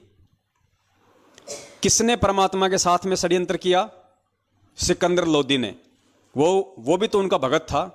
तो पुण्यात्माओं, कहने का मतलब यह है, परमात्मा किसी के साजिशों का शिकार नहीं होता, परमात्मा किसी के षड्यंत्रों का शिकार नहीं होता, लेकिन एक जीव वो उस परमात्मा को अपने जैसा जीव समझ के, अपने जैसा मानव समझ के, अपने जैसा सामान्य व्यक्ति या एक संत समझ के, अपनी घटिया सोच से और काल प्रेरित बुद्धि से वो ऐसी घटिया हरकतें उस परमात्मा के साथ में जरूर कर सकता है। और वो घटिया हरकत 650 साल पहले भी की लोगों ने, और वो घटिया हरकत बरवाला कांड के माध्यम से सतलोक आश्रम मैनेजमेंट हरियाणा ने भी उस परमपिता परमेश्वर को फंसाने की। और यदि ये सतलोक आश्रम मैनेजमेंट हरियाणा गुरुदेव को नहीं फंसाना चाहता था, या इन्होंने नहीं फंसाया, या इन्होंने ऐसा कोई फंसाने की नहीं सोची, तो आपने आज से 3 दिन पहले दास ने जो वीडियो बनाया था और आपको जो महेंद्र का इंटरव्यू दिखाया था, जिसमें खुद उनका भाई सरेआम बरवाला कांड से 2 दिन पहले मीडिया के सामने वहां कह रहा है, जहां 20,000 पुलिस फोर्स खड़ी है, कि हमने संत रामपाल जी महाराज जी को परसों ही स्वास्थ्य इलाज के लिए बाहर हॉस्पिटल में शिफ्ट कर दिया, वो आश्रम में नहीं है। पुण्यात्माओं, ये सोची समझी साजिश के तहत ये इंटरव्यू दिया गया था, जबरन उस परमेश्वर को फंसाने के लिए, आश्रम पे पुलिस के द्वारा जबरन हमला करवाने के लिए एक सोची समझी साजिश थी ये। क्योंकि पिछले 7-8 दिनों से वहां पे 20,000 पुलिस फोर्स पड़ी हुई थी, लेकिन आश्रम पे अटैक नहीं कर रही थी। क्यों नहीं कर रही थी? क्योंकि सामने बच्चे थे, महिलाएं थी, उनको भी पता था कि ये बेचारे ये निर्दोष हैं। पुलिस आगे नहीं बढ़ रही थी, और पुलिस आगे नहीं बढ़ रही थी तो मैनेजमेंट को टेंशन हो गई, गुरुजी के भाई को चिंता हो गई कि हमने जो षड्यंत्र जो रचा था वो तो फैल होता जा रहा है। तो पुलिस को उकसाने के लिए और जानबूझ के पुलिस आश्रम पे हमला करे, इसके लिए उसने पुलिस वालों के सामने और मीडिया को इंटरव्यू दिया कि संत रामपाल जी महाराज जी आश्रम में नहीं है, हमने परसों ही उनको बाहर हॉस्पिटल में शिफ्ट कर दिया स्वास्थ्य इलाज के लिए, ताकि पुलिस प्रशासन सख्ते में आ जाए और पुलिस प्रशासन ये सोचने पे मजबूर हो जाए कि जब हम पिछले 10-12 दिनों से यहां पे डेरा डाले बैठे हैं, धारा 144 लगा रखी है, चिड़ी का बच्चा ना आ सकता ना जा सकता, और संत रामपाल जी का भाई जो आश्रम का सबसे बड़ा व्यक्ति है, उनके बाद एक जिम्मेदार व्यक्ति जब इस तरह का बयान दे रहा है तो जरूर दाल में काला है। लगता है संत रामपाल जी महाराज जी को इन्होंने किसी भी तरीके से आश्रम से फरार कर दिया। उसके बाद पुण्यात्माओं, पुलिस प्रशासन ने आश्रम पे हमला किया इस महेंद्र का इंटरव्यू सुनने के बाद। तो पुण्यात्माओं, ये साजिश नहीं थी तो और क्या थी? ये षड्यंत्र नहीं था तो और क्या था? ये पुलिस वालों को आश्रम पे अटैक करने के लिए, अगर उकसाने के लिए षड्यंत्र नहीं था तो और क्या था? तो इन्होंने की ना अपनी साजिश, लेकिन ये अपनी साजिश में फेल नहीं हुए, क्योंकि परमेश्वर किसी की साजिश का शिकार नहीं होता, परमात्मा किसी के षड्यंत्र का शिकार नहीं होता। तो दास ने इस तरीके से ज्ञान आधार से वो पूरा वीडियो बनाया हुआ है। लेकिन ये गद्दार, ये काला एजेंट संगत को सच्चाई तो सौपन में भी नहीं बताते, ये तो उल्टा संगत को भ्रमित करने की कुचेष्टा करते हैं। इसलिए आधी अधूरी बात ये लोग संगत के सामने पेश करते हैं। और आज क्या उस परमात्मा को बदनाम करने की साजिशें नहीं हो रही? अरे जिस परमात्मा ने 27 साल हो गई हमें साधुतापूर्ण जीवन जीना सिखाया, हमें राजनीति से, बीजेपी कांग्रेस से कोसों दूर रखा, और उसी परमात्मा का नाम लेके, उसी परमात्मा के आदेश की आड़ में संगत को गुमराह किया जा रहा है। कभी बीजेपी को वोट डलवाया जाता, कभी कांग्रेस को वोट डलवाया जाता है। तो क्या ये उस परमात्मा को देश और दुनिया में बदनाम करवाने की साजिश नहीं चल रही? जब तुम बीजेपी को वोट दोगे तो आधा देश जो कांग्रेस के पक्ष में है, क्या तुम्हारे गुरुदेव को गालियां नहीं निकालेगा? क्या तुम्हारे गुरुदेव को दोगला नहीं कहेगा कि भैया रामपाल तो थोड़ा बहुत ठीक था, लेकिन अब देखो पूरा जीवन तो इसने कुछ किया नहीं, और जेल जाते ही अपने छूटने के लिए और इसने बीजेपी का समर्थन कर दिया। भाई ये तो बड़ा दोगला आदमी है, बड़ा घटिया आदमी है, ये तो राम रहीम से भी गया गुजरा निकला। और 6 महीने बाद तुम बीजेपी छोड़ के फिर तुम कांग्रेस की चप्पल चाटते हो। फिर वो आधा देश जो बीजेपी के समर्थन में, फिर वो गुरुजी को गालियां निकालता है कि भाई रामपाल तो वास्तव में दोगला आदमी है, 6 महीने पहले तो हमारे साथ में था, अब कांग्रेस की तरफ चला गया। तो पुण्यात्माओं, क्या ये उस परमात्मा को देश और दुनिया में बदनाम करने की साजिश नहीं चल रही? तो दास ने कौन सा ये गलत कह दिया कि परमपिता परमेश्वर जी के साथ में साजिशें रच रहा है सतलोक आश्रम मैनेजमेंट हरियाणा, और एक सोची समझी साजिश के तहत उनको बरवाला कांड के तहत उनको जेल करवाई गई। और दास तो यहां तक कहेगा कि परमपिता परमेश्वर जी को अपने जैसा एक आम व्यक्ति समझ के इस महेंद्र भगोड़े ने उनको आश्रम में ही जान से मारने की भी पूरी कोशिश की थी। पूरी प्लानिंग थी कि संत रामपाल जी को आश्रम में ही जान से खत्म कर दिया जाए। लेकिन ये एक बहुत बड़ा रहस्य है, बहुत गहरी घटना है। दास इसका जिक्र पहले कर चुका है। इन्होंने पूरी साजिश रची और मारने के लिए अंदर भी चले गए यही लोग, लेकिन परमात्मा इनको मिला नहीं। परमेश्वर छुप गया। छुप गया मतलब अंतर ध्यान हो गया परमात्मा। वो तो सौद स्वरूपी राम है, कोई हाड़ मास का थोड़ी है। तभी तो परमेश्वर ने अखबार में कहा था कि मैं छुप गया तो बच गया, वरना ये लोग मुझे जान से मारना चाहते थे। परमेश्वर का शब्द झूठ नहीं हो सकता। इन लोगों ने पूरी मारने की कोशिश की थी। और ये दास उस समय वहीं था बरवाला आश्रम में। दास 20 दिन तक वहीं था। बरवाला कांड से 5-10 दिन पहले चला गया था, और बरवाला कांड के दूसरे दिन दास वहां से आया है। आश्रम में ये अफवाह फैला दी गई थी इन काल एजेंटों के द्वारा कि गुरुजी तो 5 तत्व का शरीर छोड़ के सतलोक चले गए। पूरी संगत बेचारी रो रही थी कि भाई गुरुजी ने शरीर छोड़ दिया, गुरुजी ने शरीर छोड़ दिया। मतलब इनकी प्लानिंग थी इनकी पहले इन्होंने अफवाह उड़ाई कि गुरुजी अपना 5 तत्व का शरीर छोड़ के सतलोक चले गए ताकि वो इल्जाम हरियाणा पुलिस प्रशासन पे आ जाए। और फिर इन्होंने गुरुजी को जान से मारने के लिए अपने जैसा इंसान समझ के, अपने जैसा एक व्यक्ति समझ के, एक साधारण मानव समझ के फिर ये लोग गुरुदेव को अंदर जान से मारने के लिए गए। लेकिन परमात्मा अंतर्ध्यान हो गए। इन्होंने ढूंढा लेकिन परमेश्वर नहीं मिला इनको। फिर इन्होंने कहा कि गुरुजी तो अपना 5 तत्वों का शरीर छोड़ के सतलोक चले गए। मतलब फिर इन्होंने सोचा कि अब क्या करें, अब तो कोई चारा नहीं है अपने पास में। तो ऐसे घटिया, ऐसे निकम्मे लोग हैं पुण्यात्माओं ये, और इन लोगों की तो शकल देखना भी महापाप है और तुम इनके ऊपर फिदा हो रहे हो। ऐसे लोगों के विषय में परमात्मा कहते हैं कि पापी प्रभात ना भेटो। पापी यानी दुष्ट प्रवृत्ति का लोग, उसको तो सुबह सुबह, प्रभात यानी सुबह का समय, कि ऐसे लोगों की तो सुबह सुबह दर्शन भी नहीं होने चाहिए। पापी प्रभात ना भेटो, मुख देखे पाप लगे जिसका, और 9 मास गर्भ त्रास दई, धिक्कार जन्म उसकी मां का। और अब आपको बताते हैं पुण्यात्माओं, इस पवन दास ने तो चलो फिर भी ज्ञान आधार से ये बातें कही कि परमपिता परमेश्वर के प्रति साजिशें रची इन लोगों ने। और ये कहते हैं कि पवन दास कह रहा है, मतलब मेरे ऊपर दोषारोपण लगा रहे हैं ये लोग कि देखो ये पवन दास कह रहा है कि गुरुजी को षड्यंत्र के तहत फंसा दिया गया, जबकि वो परमात्मा है। अरे पवन दास नहीं कह रहा, गधो, तुम्हारे में से जो तुम्हारे जो बड़े गधे हैं, जो मैनेजमेंट के मुख्य जो सांड हैं, जो गेंडे हैं, वो कह रहे हैं। तो जरा उनके ऊपर भी वीडियो बनाओ। अगर तुम्हारी माओ ने तुम्हारे को दूध पिलाया है और अगर तुम एक बाप की औलाद हो, जिस भी व्यक्ति ने ये वीडियो बनाया है सतलोक आश्रम मैनेजमेंट हरियाणा वाले ने, अगर वो एक बाप की औलाद है और यदि मुझ पवन दास के ऊपर उसने वीडियो बनाने की हिम्मत की है, तो मध्य प्रदेश के स्टेट कोऑर्डिनेटर गेंडा स्वामी लठबाज विष्णु साहू के ऊपर भी वीडियो बनाओ, उस तेली के ऊपर भी वीडियो बनाओ। क्योंकि अब जो आप आगे सुनेंगे, मीडिया को इंटरव्यू देते हुए वो विष्णु तेली खुद कह रहा है कि हरियाणा सरकार ने हमारे गुरुजी को एक सोची समझी षड्यंत्र के तहत जेल में डाल दिया। सुनो इनके गेंडा स्वामी का इंटरव्यू, मध्य प्रदेश के स्टेट कोऑर्डिनेटर विष्णु साहू का। और पुण्यात्माओं फिर सवाल करना इन लोगों से जिन्होंने ये वीडियो देखा है कि भैया तुम तो पवन दास पे आरोप लगा रहे थे, उसने तो ज्ञान आधार से इस बात का स्पष्टीकरण दे दिया है, लेकिन ये जो तुम्हारा जो ये गेंडा स्वामी है, अब इसका क्या जवाब है? अब इसकी शिकायत नहीं लगाओगे? अब ये गुरुद्रोही नहीं होगा? सुनिए इस गेंडा स्वामी का इंटरव्यू। रामपाल जी महाराज जी करा सकते हैं और वही बंदी छोड़ है, इसलिए हम सभी भगत उनका बंदी छोड़ सदगुरु रामपाल जी महाराज के नाम से जयकारा लगाते हैं। दूसरी तरफ ये गुरुद्रोही कह रहे हैं कि सदगुरुदेव जी को षड्यंत्र के तहत फंसा दिया गया। सतगुरुदेव जी को षड्यंत्र के तहत फंसा दिया गया। सुनिए विष्णु साहू का इंटरव्यू। और हमारे साथ भी ऐसा ही हुआ। हमारे गुरुजी ने यहाँ पर सबको बोला था, जितने भी संत महंत आचार्य है देश के अंदर विदेश के अंदर, सबको बोला कि आओ, अगर आप परमात्मा का कोई भी जानते हो तो मुझसे ज्ञान चर्चा करो।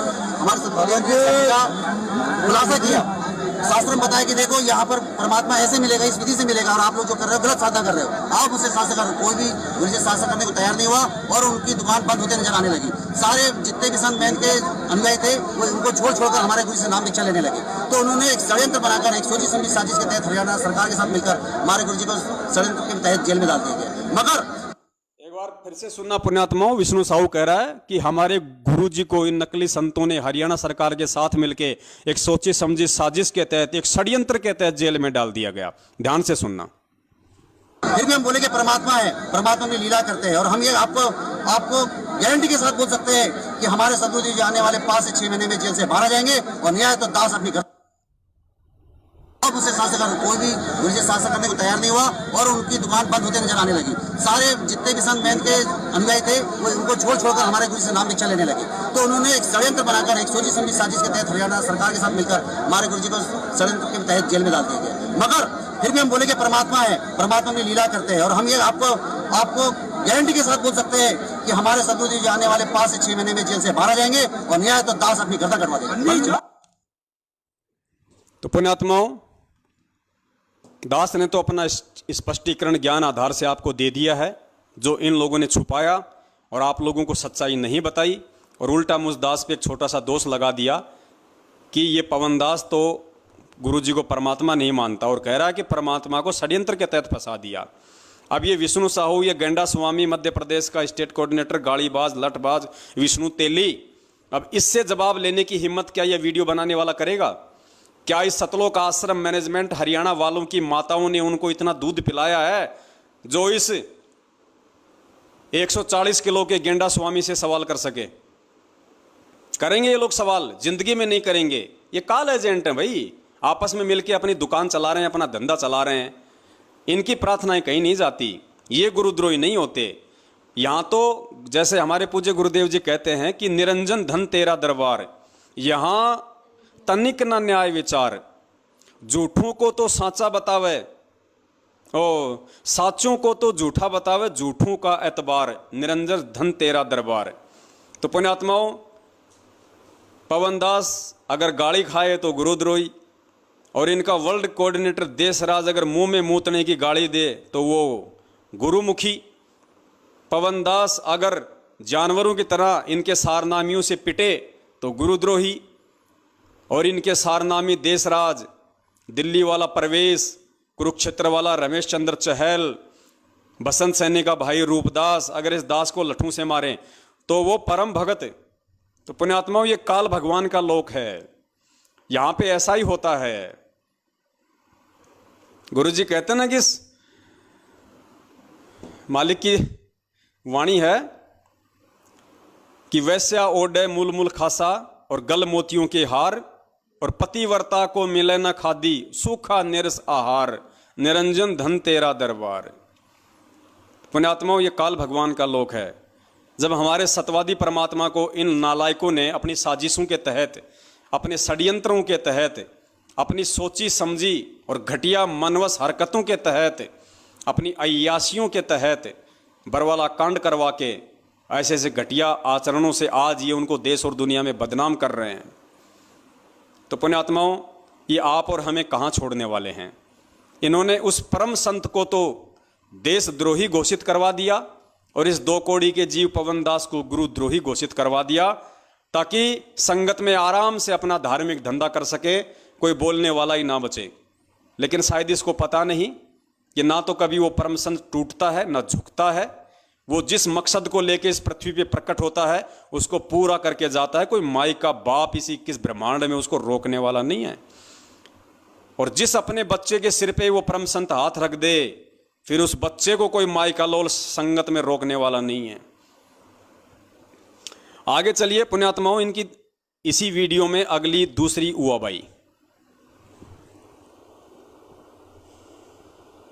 कबीर सागर दास सत ग्रंथ साहिब में दिए गए प्रमाण के आधार पर जो हमें काल के लोक से, इस काल के बंधन से छुड़वाने के लिए आए हो, जो वास्तव में बंदी छोड़ हो, उनको कौन बांध सकता है? आगे ये कह रहे हैं कि हम गुरुजी को बंदी छोड़ कहते हैं, जो बंधनों से छुड़वाने वाला है, और इस काल लोक से जो हमें छुड़वाने के लिए आया है उसको कौन बंधक बना सकता है? ये सतलोक आश्रम मैनेजमेंट हरियाणा इस वीडियो के माध्यम से कह रहा है। और फिर कह रहा कि पवन दास कह रहा कि गुरुजी को बंधक बना लिया। अरे पवन दास ने तो ज्ञान आधार से स्पष्ट कर दिया, लेकिन अभी एक और जो तुम्हारा बाप है गेंडा स्वामी के बाद, एक और तुम्हारा बाप वकील एस के गर्ग नरवाना, जो बरवाला कांड में तुम लोगों ने गुरुजी का वकील कर रखा था, चंडीगढ़ हाईकोर्ट का वकील, एपी सिंह से पहले वही वकील था, मेन मुख्य वकील एस के गर्ग नरवाना, वो तुम्हारा बाप, वो खुद कह रहा है। और आज नहीं, 2014 बरवाला कांड के दूसरे दिन उसने मीडिया के सामने, पूरी दुनिया के सामने उसने इंटरव्यू दिया। और इंटरव्यू में उसने क्या कहा? उसने कहा कि संत रामपाल जी महाराज जी को आश्रम में असामाजिक तत्वों के द्वारा बंधक बनाया हुआ था। वो तो हिसार जेल की तारीख पे आना चाहते थे, वो तो कोर्ट में आना चाहते थे, लेकिन कुछ असामाजिक लोगों ने उनको बंधक बना रखा था, वो तो बंधे हुए थे। उस तुम्हारे बाप से जाके सवाल करना कि नालायक इंसान, तूने कब आश्रम में आके देखा कि हमारे गुरुजी को किसी ने बंधक बना रखा था? अगर तुम्हें लगता है कि गुरुजी को कोई बंधक नहीं बना सकता तो अपने उस बाप से सवाल करो, फिर उससे पूछने की हिम्मत करो। सुनो उसका इंटरव्यू।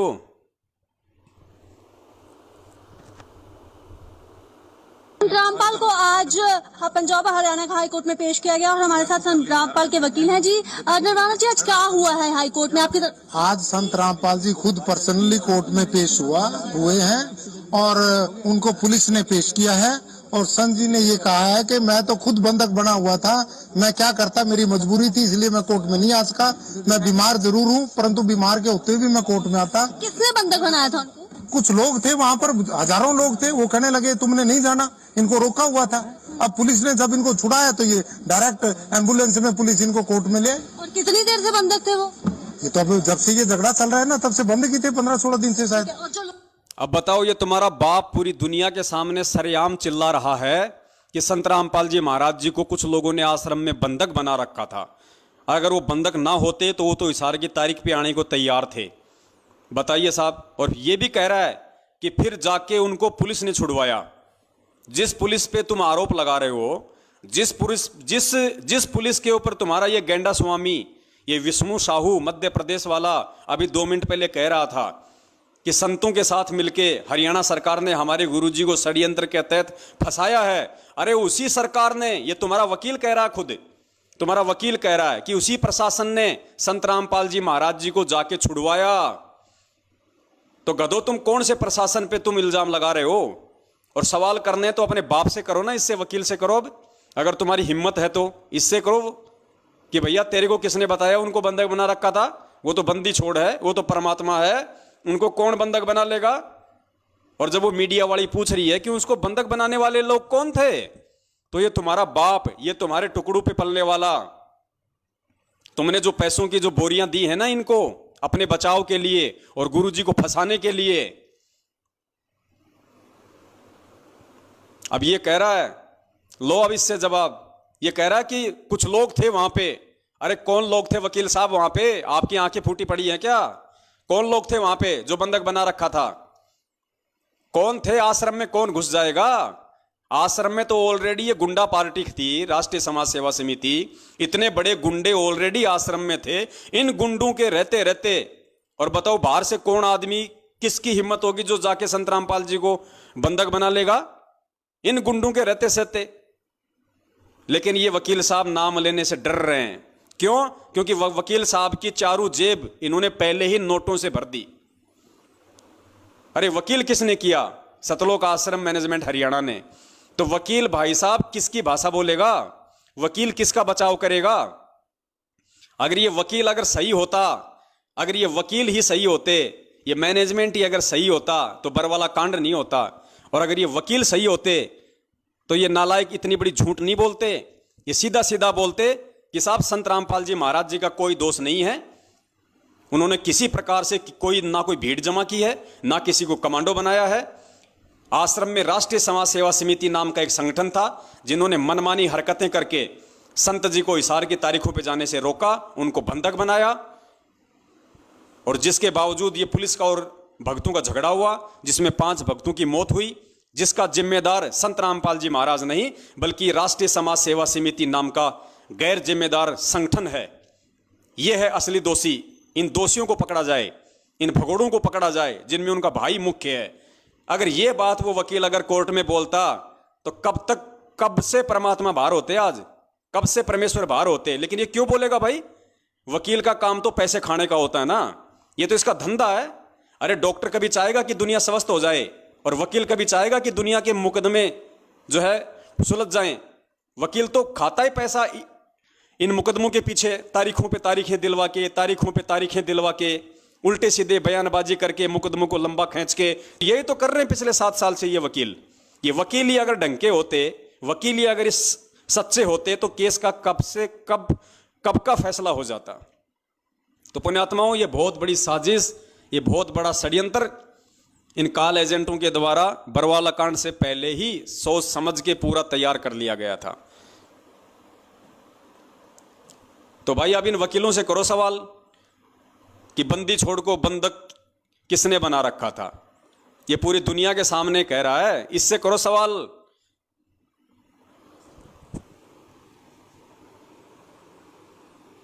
आगे चलिए पुण्यात्माओं, इनकी ओर हुआबाई।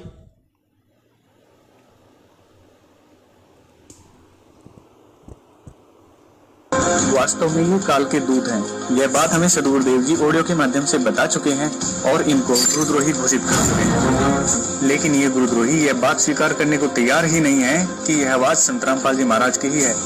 इसके लिए गुरु जी की आवाज की लेबोरेटरी में audio authentication and speaker identity report कराई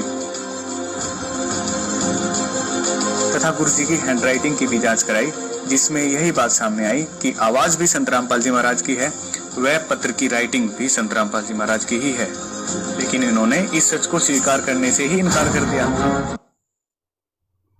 अपने आत्माओं ये कह रहे हैं कि जो हिसार जेल की जो ऑडियो बता के ये लोग संगत में डालते हैं, तो ये कह रहे हैं कि ये गुरुद्रोही अर्थात ये सत्सेवक अर्थात ये पवनदास कहता है कि ये ऑडियो गुरुजी की नहीं है, ये आवाज गुरुजी की नहीं है। तो देखो भक्तों, हमने बेंगलोर की लेबोरेटरी में जांच करवाई है और लेबोरेटरी ने साबित कर दिया कि ये आवाज संत रामपाल जी महाराज जी की है। पुण्यात्माओं, यहाँ पे 2 पॉइंट हैं, क्योंकि ज्ञान आधार की भक्ति है। आपने तत्व ज्ञान आधार से सोचना पड़ेगा, निर्णय लेना पड़ेगा। परम पिता परमेश्वर जी की आवाज को दुनिया की कौन सी लेबोरेटरी है जो चेक कर देगी? जो परमेश्वर सौद स्वरूपी है, उसकी आवाज को दुनिया की कौन सी लेबोरेटरी चेक कर देगी? वो लेबोरेटरी जो आज तक यह साबित नहीं कर पाई कि इंसान की उत्पत्ति कैसे हुई है। अरे वो लेबोरेटरियां, अमेरिका तक की वो लेबोरेटरियां जो ये कह रही हैं कि इंसान की उत्पत्ति बंदर से हुई है, यानी इंसान पहले बंदर था, इंसान के पूर्वज पहले बंदर थे, धीरे धीरे धीरे धीरे विकसित हुए, फिर वो बंदर से इंसान बना, ये लेबोरेटरियां। और जबकि परमपिता परमेश्वर जी ने क्या बताया कि बंदर एक अलग योनि है, मानव एक अलग योनि है। तो ये उन लेबोरेटरियों की हमें रिपोर्ट दिखाते हैं जो इंसान और बंदर को नहीं समझ पाई, वो परमपिता परमेश्वर जी की आवाज को समझ जाएगी। तो ये तो है इनकी ज्ञानहीनता। और दूसरी बात पुण्यात्माओं, अगर पवनदास अगर ये बात कह रहा है कि ये आवाज संत रामपाल जी महाराज जी की नहीं है, और तुम अगर सच्चे होते और तुम्हें यदि खुद को विश्वास होता कि ये आवाज गुरु जी की ही है, तो तुम्हारे को लेबोरेटरी में जांच कराने की क्या आवश्यकता है नालायको? अरे पवनदास अगर ये कह रहा है कि ये आवाज संत रामपाल जी की नहीं है और तुम उसको लेबोरेटरी में जांच करा रहे हो, इसका मतलब विश्वास तो तुम्हें खुद को नहीं है। पवनदास तो कल को ये कह देगा कि संत रामपाल जी महाराज जी तो आदमी नहीं है, वो तो औरत है, तो क्या तुम उनकी जांच करवाओगे? तुम उनकी जांच करवाओगे क्या संगत को दिखाने के लिए कि देखो पवनदास तो कह रहा है कि गुरुजी आदमी नहीं है, गुरुजी औरत है, और ये देखो लेबोरेटरी की जांच गुरुजी आदमी है। तो पुण्यात्माओं, ये इनकी नालायकी है, ये इनकी घटिया सोच है संगत को मूर्ख बनाने के लिए। अब इससे ज्यादा मैं इस पे कोई कमेंट्स नहीं करूंगा। आगे चलिए इन महामूर्खों की ओर। हुआ भाई, वास्तव में तो ये सच स्वीकार करना ही नहीं चाहते, ये सिर्फ संगत को गुमराह करना चाहते हैं, क्योंकि इनका उद्देश्य कुछ और है। इस बात की और भी पुष्टि करने के लिए कि ऑडियो संत रामपाल जी महाराज की ही है, गुड्डू दास की धर्मपत्नी सलोनी दासी ने, जो कि जिला अब ध्यान देना, आगे ये साबित करेंगे कि ऑडियो गुरुजी की ही है। उसके लिए ये कहते हैं कि हमने आरटीआई लगवाई जेल में, और आरटीआई लगाने वाला कौन? इनका एक चमचा, उत्तर प्रदेश के उन्नाव जिले का कोऑर्डिनेटर गुड्डू दास। और गुड्डू दास की धर्मपत्नी ने, ये वीडियो में पता नहीं आपको साफ दिखाई देगा या नहीं देगा, गुड्डू दास की धर्मपत्नी ने आरटीआई लगाई ऑडियो के लिए, और ऑडियो का जवाब, उसका आरटीआई का जवाब क्या आया? पुण्यात्माओं, आपने छोटी छोटी चीजों को समझना पड़ेगा। अब दास आपको दिखाएगा, पहले आप ये सुनना पूरा। गुड्डू दास की धर्मपत्नी सलोनी दासी ने, जो कि जिला उन्नाव उत्तर प्रदेश की रहने वाली है, सलोनी दासी ने right to information act 2005 under the section 6(1) के तहत जानकारी प्राप्त की, जिसमें जानकारी कुछ इस तरह से मांगी गई और जवाब जिसमें जानकारी कुछ इस तरह से मांगी गई। अर्थात ये जो सलोनी दासी है, गुड्डू दास की पत्नी, इसने आरटीआई से जो सवाल किए थे, वो सवाल क्या थे? सवालों पे गौर करना आप। जो जानकारी मांगी गई वो कुछ इस प्रकार थी। किस प्रकार थी? ध्यान से सुनना। जानकारी कुछ इस तरह से मांगी गई और जवाब इस तरह से आए। पहला सवाल था कि क्या संत रामपाल जी महाराज को जेल नियमानुसार घर वालों से फोन पर बात करने की अनुमति है? पहला सवाल क्या था? क्या संत रामपाल जी महाराज को जेल से घर वालों से बातचीत करने की अनुमति है? ये नहीं लगाई, ये नहीं पूछा कि क्या संत रामपाल जी महाराज हिसार जेल से अपने घर वालों से बात करते हैं या नहीं, ये नहीं पूछा। क्या पूछा? क्या संत रामपाल जी महाराज जी को जेल से अपने घर वालों से बात करने की अनुमति है? तो अनुमति है या नहीं है, उसका जवाब आगे से आया कि अनुमति है। ध्यान से सुनना इनका सवाल पुण्यात्माओं, कैसे मूर्ख बनाते हैं ये लोग आपको। अगर ऑडियो हिसार जेल से आ रही है या गुरुजी की है तो इनको ये पूछना चाहिए था, क्या संत रामपाल जी महाराज जी हिसार जेल से अपने घर वालों से बात करते हैं? सवाल तो ये करना चाहिए था, लेकिन सवाल क्या किया इन्होंने? क्या संत रामपाल जी को हिसार जेल से अपने घर वालों से बातचीत करने की अनुमति है? तो उन्होंने बोल दिया हाँ साहब अनुमति है। कि क्या संत रामपाल जी महाराज को जेल नियमानुसार घर वालों से फोन पर बात करने की अनुमति है? जवाब आया हाँ। दूसरा सवाल था, अगर है तो कितने मिनट की अनुमति है? दूसरा सवाल क्या है? अगर अनुमति है तो कितने मिनट की है, मतलब जानकारी ली जा रही है। ये नहीं पूछा जा रहा कि कितनी मिनट बात करते हैं, ये नहीं पूछा कि कितनी मिनट बात करते हैं, ये पूछा कि कितनी मिनट बात करने की इजाजत है। तो वो तो कहेंगे भैया 5 मिनट की है इजाजत। सुनो, जवाब आया हाँ। दूसरा सवाल था, अगर है तो कितने मिनट की अनुमति है? जवाब आया 5 मिनट। तीसरा और आखिरी सवाल था कि महीने में कितने दिन बात करने की अनुमति है? तीसरा सवाल क्या किया कि महीने में उनको बात करने की कितने दिन की अनुमति है। यह नहीं पूछा कि वो महीने में कितने दिन बात करते हैं। अगर ये पूछ लेते तो असली जवाब आ जाता।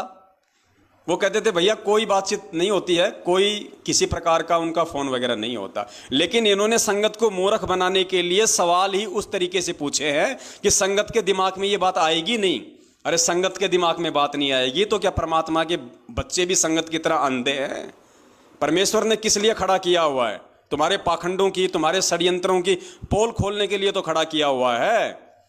तो पुण्यात्माओं, ये तो इनका सवाल जवाब का तरीका है आरटीआई का, ताकि संगत भी मूर्ख बनी रहे और सच्चाई भी सामने ना आ जाए। 5 मिनट। तीसरा और आखिरी सवाल था कि महीने में कितने दिन बात करने की अनुमति है? जवाब आया प्रतिदिन।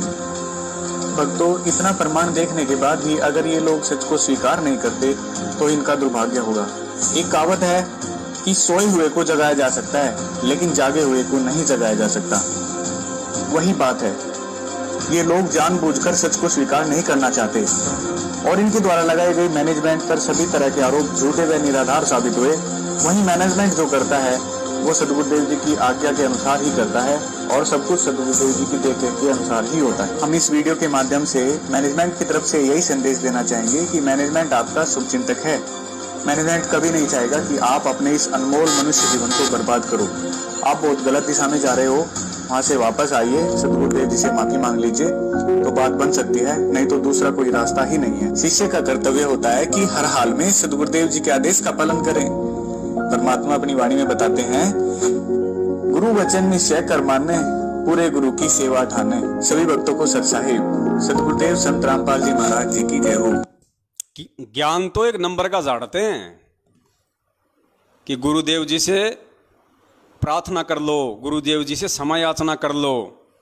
अरे गुरुदेव जी से क्षमा याचना हम तो रोज करते हैं भैया, दिन में 24 बार करते हैं।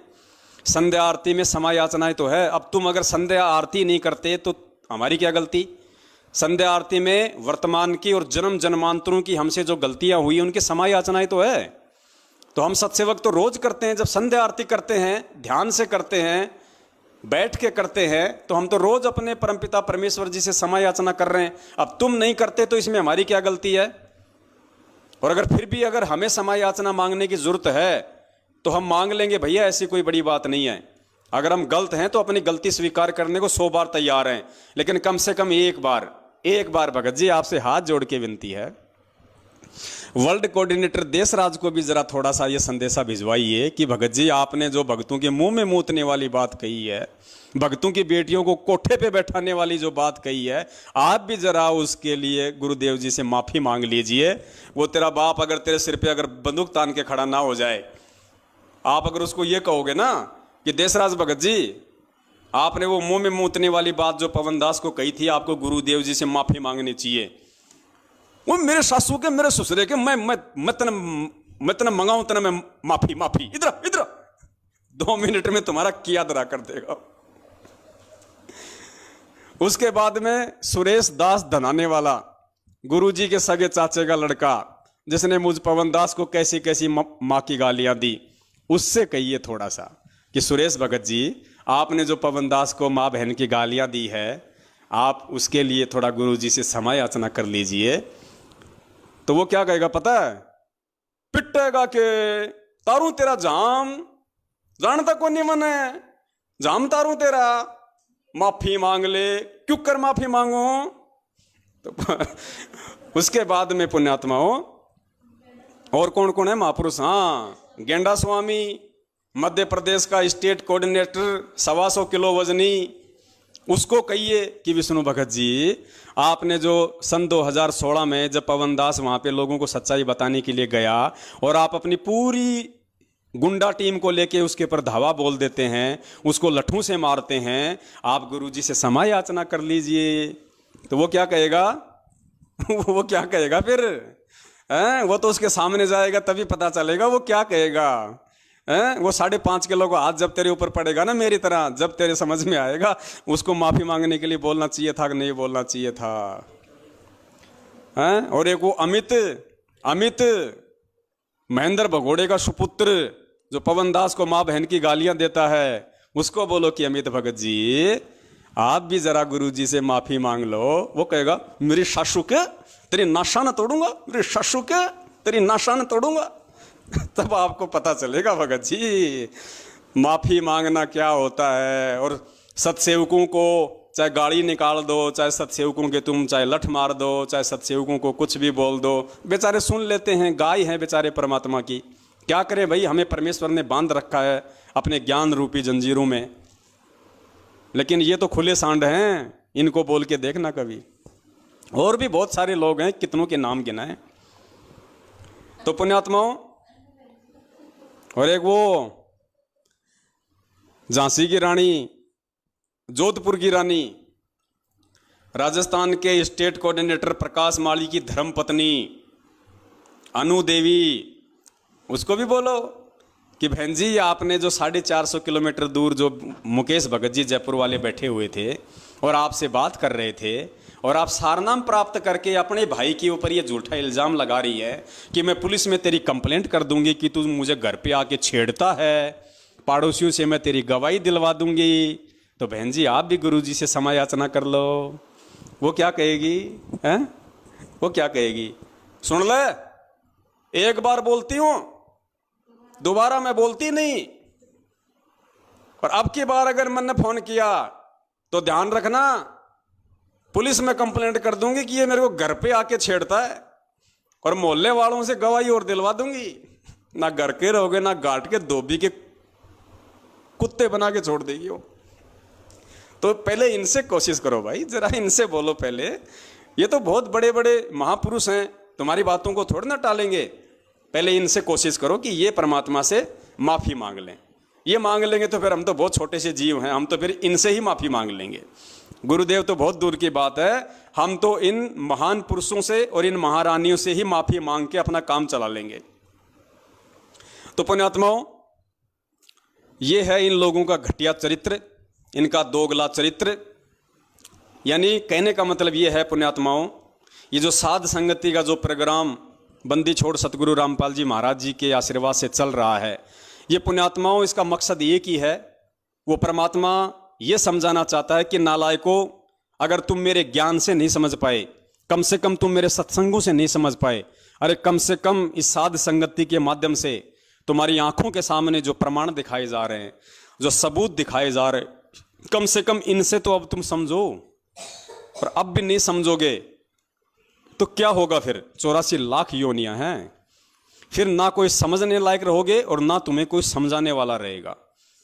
ऐसी स्थिति में लाके काल भगवान खड़ा कर देगा, ना घर का ना घाट का धोबी का कुत्ता बना के छोड़ देगा। तो पुण्यात्माओं, ये बहुत ही गहन चिंतन की बातें हैं और परमेश्वर ने एक बहुत ही अच्छा मौका दिया है भगत समाज को अपनी गलतियां सुधार करने का।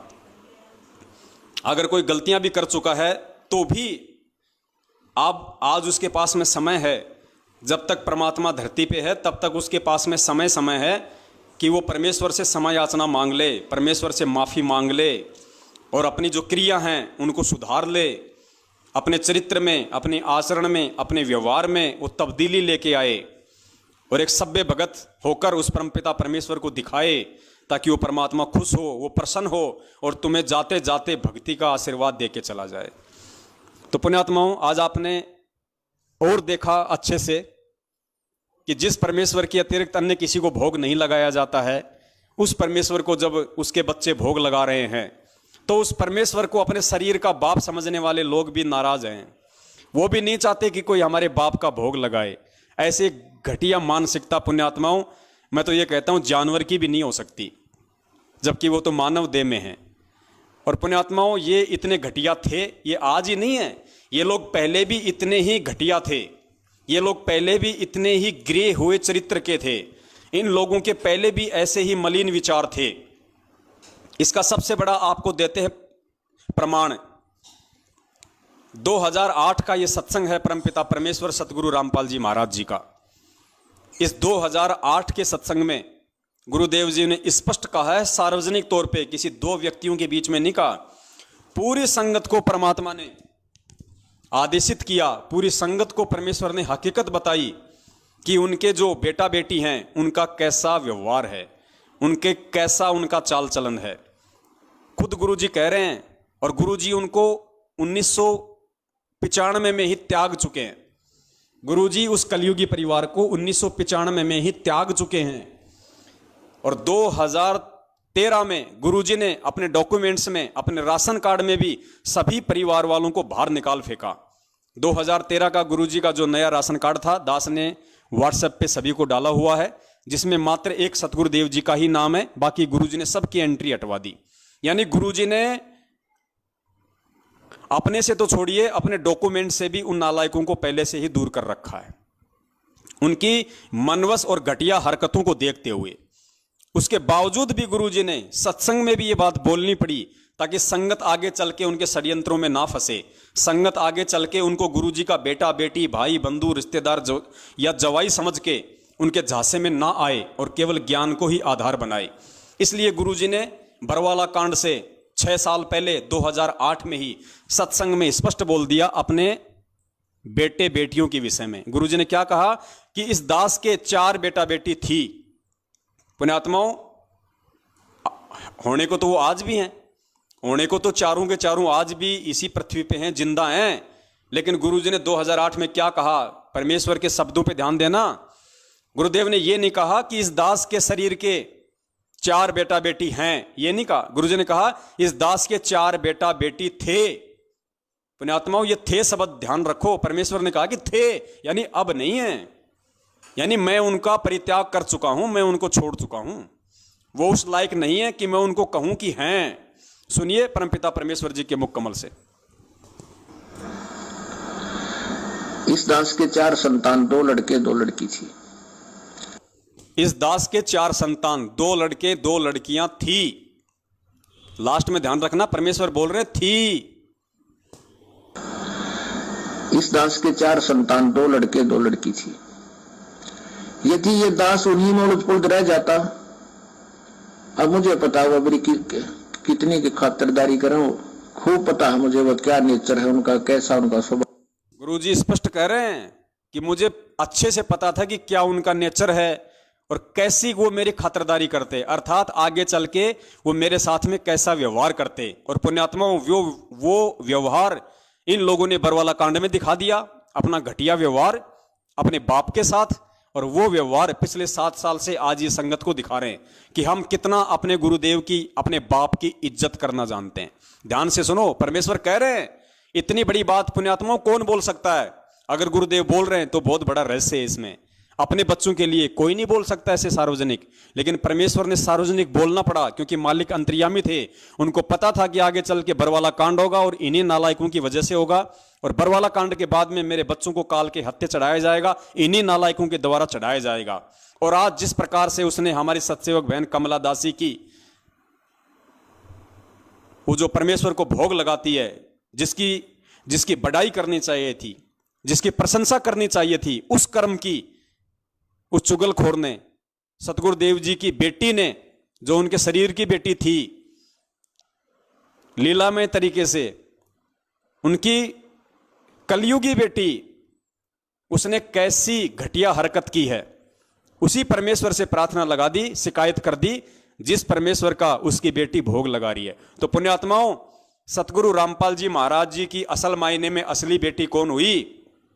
वो चुगलखोर और शिकायत करने वाली, या अपने गुरुदेव को अपना परमात्मा मान के उनको भोग लगाने वाली? ये ज्ञान आधार की बात है। ये भी नहीं समझोगे तो जिंदगी में नहीं समझ पाओगे फिर। तो सुनो, पूज्य गुरुदेव जी खुद कह रहे हैं उसी मंजू के लिए और उसी अपने बेटों के लिए कि इस दास के 4 संतान थी, 2 लड़के 2 लड़की, और दास को अच्छे से पता है कि वो मेरी कैसी खातिरदारी करते, क्या उनका नेचर है, क्या उनका व्यवहार है। ध्यान से सुनो। इस दास के 4 संतान, 2 लड़के 2 लड़की थी। यदि ये दास उन्हीं में उलझ पुलझ रह जाता, अब मुझे पता हुआ मेरी कितनी की खातिरदारी करें, खूब पता है मुझे वह क्या नेचर है उनका, कैसा उनका स्वभाव और क्या करते।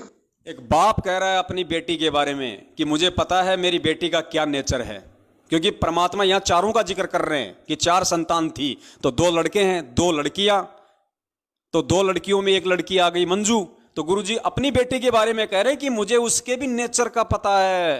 तो पुण्यात्माओं, ये काल की एजेंटनी नहीं तो और क्या है? और कैसे समझाएगा परमात्मा? क्या सीना फाड़ के दिखाएगा अब तुम्हें कि ये मेरी बेटी नहीं, ये काल भगवान की भेजी हुई एजेंट है? जैसे धर्मदास जी के परिवार में काल ने मृत्यु अंध नाम का दूत भेज दिया था उसके पुत्र नारायण दास के रूप में, ऐसे ही ये जो मंजू है ये काल की एजेंटनी है, एजेंटनी। 4 संतान परमात्मा की काल के एजेंट हैं, उनका भाई, उनके रिश्तेदार। पुण्यात्माओं, परमात्मा इससे ज्यादा और क्या बताएगा? यदि ये दास उन्हीं में उलझ पुलझ रह जाता, अब मुझे पता हुआ मेरी कितनी की खातिरदारी करें, खूब पता है मुझे वह क्या नेचर है उनका, कैसा उनका स्वभाव और क्या करते। अब परमात्मा के चरणों में आया हूं, मेरे लाखों चेले बेटा बेटी हो गए। अब एक को कहता हूं जल लाना, 10 खड़े हो जाते हैं। पुण्यात्मा, विचार करना, गुरुजी जिन्हें हम उनके संतान कहते हैं, उनके लिए तो परमात्मा क्या कह रहे हैं कि इस दास के 4 बेटा बेटी थे, और संगत के लिए क्या कह रहे हैं परमात्मा कि अब इस दास के लाखों बेटा बेटी हैं। यानी आप और हमें, हम जो नाद वाले हैं, हम जो वचन के उनके पुत्र और पुत्रियां हैं, उनको परमेश्वर कह रहे हैं कि वो मेरे बेटा बेटी हैं। और जो मंजू, अंजू, नरेंद्र, बीरेंद्र, क्या क्या नाम है उनका नालायकों का, मनोज और बीरेंद्र, उनके लिए परमात्मा कहते हैं कि वो थे, अब नहीं है, अब उनको काल ने हर लिया, अब वो काल के बेटा बेटी हैं, मेरे नहीं है। कितनी की खातिरदारी करें, खूब पता है मुझे वह क्या नेचर है उनका, कैसा उनका स्वभाव और क्या करते। अब परमात्मा के चरणों में आया हूं, मेरे लाखों चेले बेटा बेटी हो गए। अब एक को कहता हूं जल लाना, 10 खड़े हो जाते हैं। ये क्या कारण है? क्योंकि मैंने परमात्मा की भक्ति का रटना लाई, और उस भक्ति की शक्ति से इन बच्चों में इतनी श्रद्धा बन गई, जब हाथों पर रखूं अपने गुरुदेव को। अब गुरुजी कह रहे हैं कि एक को कहता हूं कि भाई एक गिलास पानी का लाना, तो गुरुजी कह रहे हैं कि 10 जने लेके खड़े हो जाते हैं। अब पुण्यात्माओं, एक बात बताओ, कल को यदि गुरुजी के अलावा कोई और भगवान होता यहां पे, जिस कबीर जी की आप लोग फोटो का जो प्रकट दिवस मनाते हो, अगर वो कबीर जी भी होते अगर साक्षात, और अपने गुरुजी भी यहां पे सत्संग कर रहे हैं, और कल को अगर कोई अपने गुरुजी किसी भगत को कहें या उस कमला बहन को कहें कि बेटी एक गिलास जरा पानी का पिलाना, और वो बहन अपने पिताजी को एक गिलास पानी का लाके देती है, और कोई इस नालायक को कहे मंजू को कि देख रे वो कमला तो गुरुजी को पानी पिला रही है, शिकायत लगाई इसकी कबीर जी से। अब वो तुरंत जाएगी कबीर जी के पास में और कहेगी भगवान भगवान, हाँ बेटा वो देख भगवान वो गुरुजी को पानी पिला रही है, वो गुरुजी को पानी पिला रही है। और क्या वो भगवान ये कह देगा जो खुद ये कहता है कि गुरु बड़े हैं गोविंद से, यानी गुरु तो मेरे से भी बड़ा है, और जो गुरु की सेवा कर रहा है, जो गुरु को भोग लगा रहा है, जो गुरु को पानी पिला रहा है, जलराम पिला रहा है, क्या वो भगवान ये जवाब दे सकता है कि मेरे को बता उनके नाम क्या है, उनका नंबर नोट कर, मैं उनको गुरुद्रोही डिक्लेयर कर दूंगा? पुण्यात्माओं कभी हो सकता है ऐसा? अरे जो परमपिता परमेश्वर सतगुरु रामपाल जी महाराज जी एकमात्र सारी सृष्टि का रचनहार पालनहार हैं, सबका बाप, वो तो सबका बाप तो है ही, वो सब बापों का बाप है वो। और उसको जब उसकी बेटी भोग लगा रही है, अपने बाप को सबसे पहले देसी घी का माल खिला रही है, माल, इनकी तरह डालडा का नहीं खिलाते, देसी घी का माल खिला रही है अपने बाप को, और उसके बाद में खुद खा रही है मस्ती से, और खा खा के लाल हो रही है, और इन चुगलखोरों के गाल पिचक रहे हैं। तो भाई ये शिकायतें करेंगे और क्या करेंगे इससे ज्यादा? तो पुण्यात्माओं, दया है आप और हम सभी के ऊपर, जो परमपिता परमेश्वर ने ज्ञान की मेहर बख्शी हुई है, क्योंकि ज्ञान नहीं तो ये मार्ग नहीं, ये वर्तमान का पिछली पीढ़ी का जो समय परमेश्वर ने चुना है, ये ज्ञान मार्ग है। और जिसने ज्ञान को आधार नहीं बनाया वो 84 लाख योनियों में जाने को भी तैयार है, ये नोट कर लेना। क्योंकि अगर ऐसे ही अगर परमात्मा ने मूर्खता में, नादानी में, यदि गफलतबाजी में ही सतलोक भेजना होता तो 650 साल पहले बहुत अच्छा माहौल था। ना ये समाज की गंदगी थी, ना ये दुनिया भर के भौतिक संसाधन थे, आदमी इतने नेक थे, शुद्ध विचार थे, मन में इतने गंदे विचार, ये दारू, ये मांसाहार कुछ नहीं थे।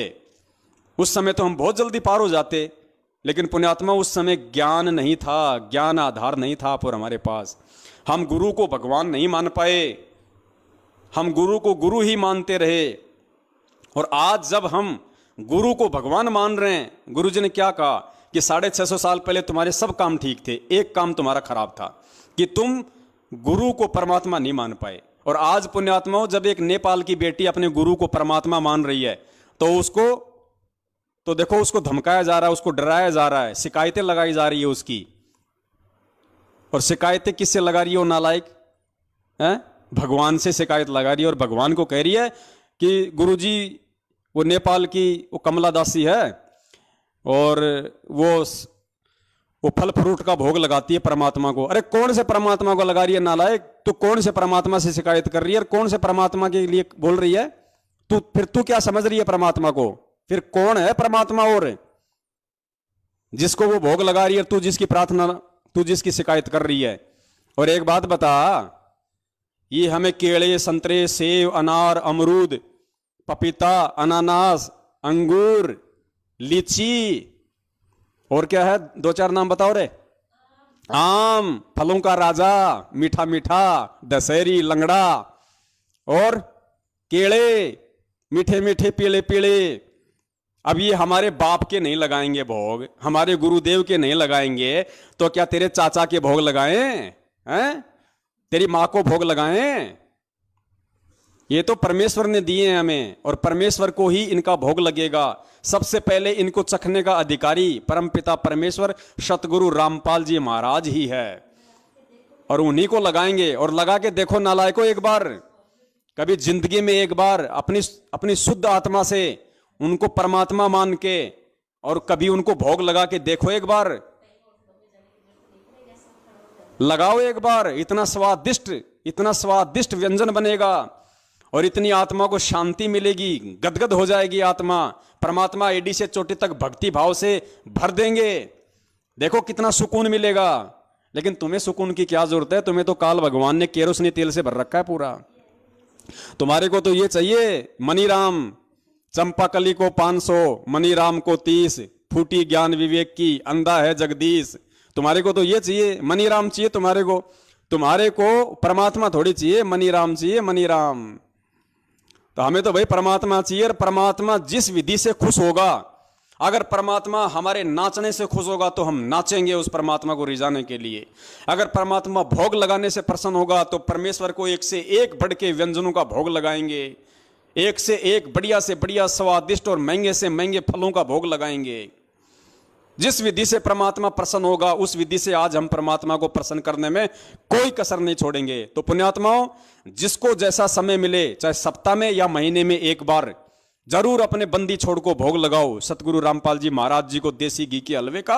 और अगर तुम्हारी आर्थिक स्थिति अच्छी है तो 2-4 प्रकार के 1-1, 2-2 सेव, संतरे, केले, अंगूर ये ला के उनको साफ करके अच्छे से और हलवा प्रसाद बना के, और आया है बंजारा केशव आया है, वो आरती गाते हुए उन फलों को परमात्मा के वहाँ ले जाओ दरबार पे हलवाराम को और उसको।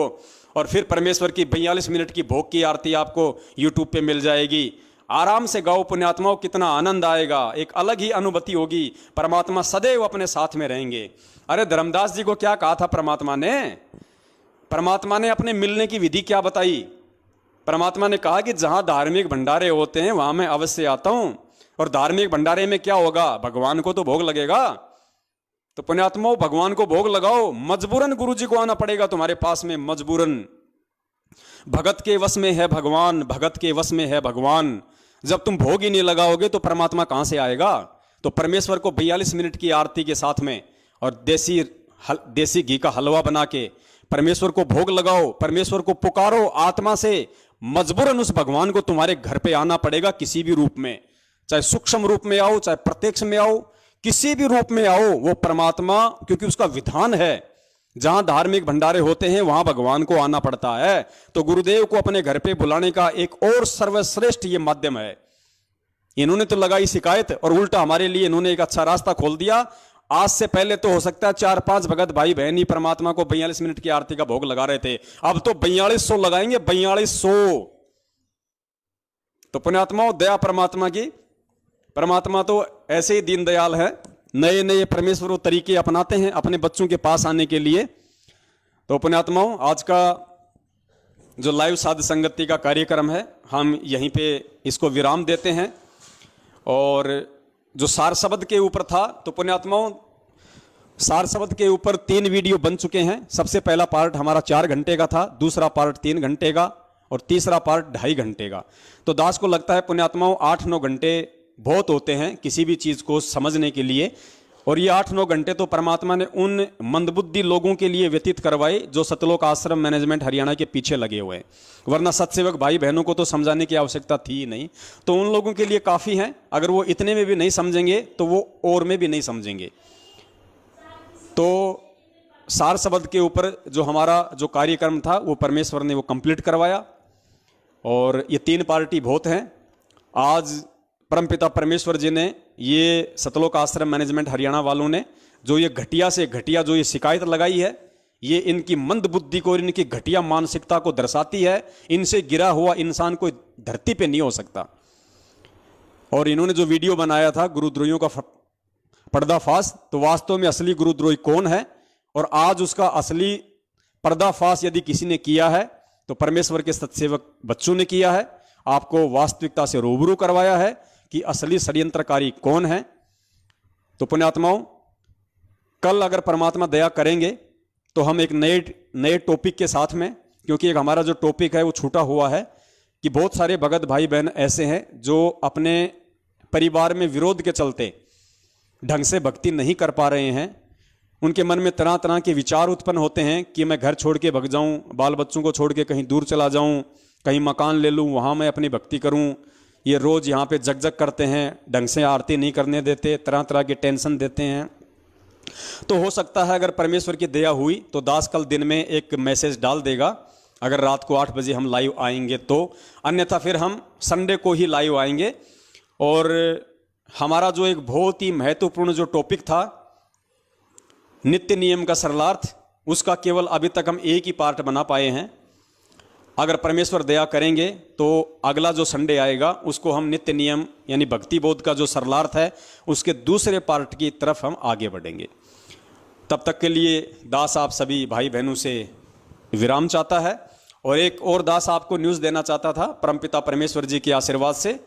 दास ने भी अपनी झोपड़ी पे जो किराए की झोपड़ी है उस पे भगत समाज की ज्योतियां जलानी शुरू कर दी है।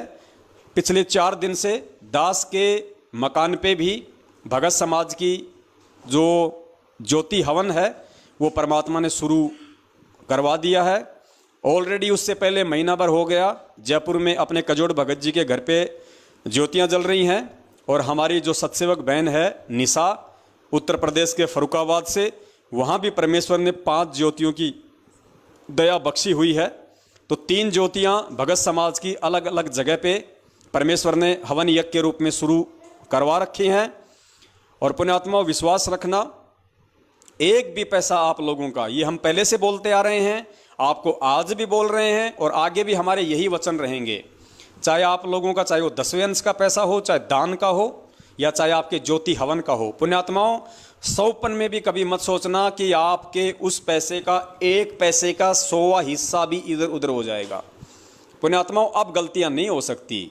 अब परमेश्वर के विधान के खिलाफ उनके सत्सेवक बच्चे नहीं चलेंगे। चाहे हमें, चाहे किसी परिस्थितिवश, चाहे मांग के खाना पड़ जाए, लेकिन आप लोगों का जो सेवा राशि है, आप लोगों की जो सहयोग राशि है, आप लोगों का जो ज्योति का पैसा है, उसमें से पुण्यात्माओं 1 रुपये का 100वां अंश भी इधर उधर नहीं हो सकता। देखने वाला परमात्मा है, इससे ज़्यादा हम आपको विश्वास नहीं दिला सकते। और ये आपकी अंतरात्मा स्वीकार करेगी इस चीज़ को कि हम जो कह रहे हैं वो सत्य है या उसमें कुछ मिलावट है। तो पुण्यात्माओं, वैसे और तो कोई ज़्यादा खर्च हो नहीं रहा।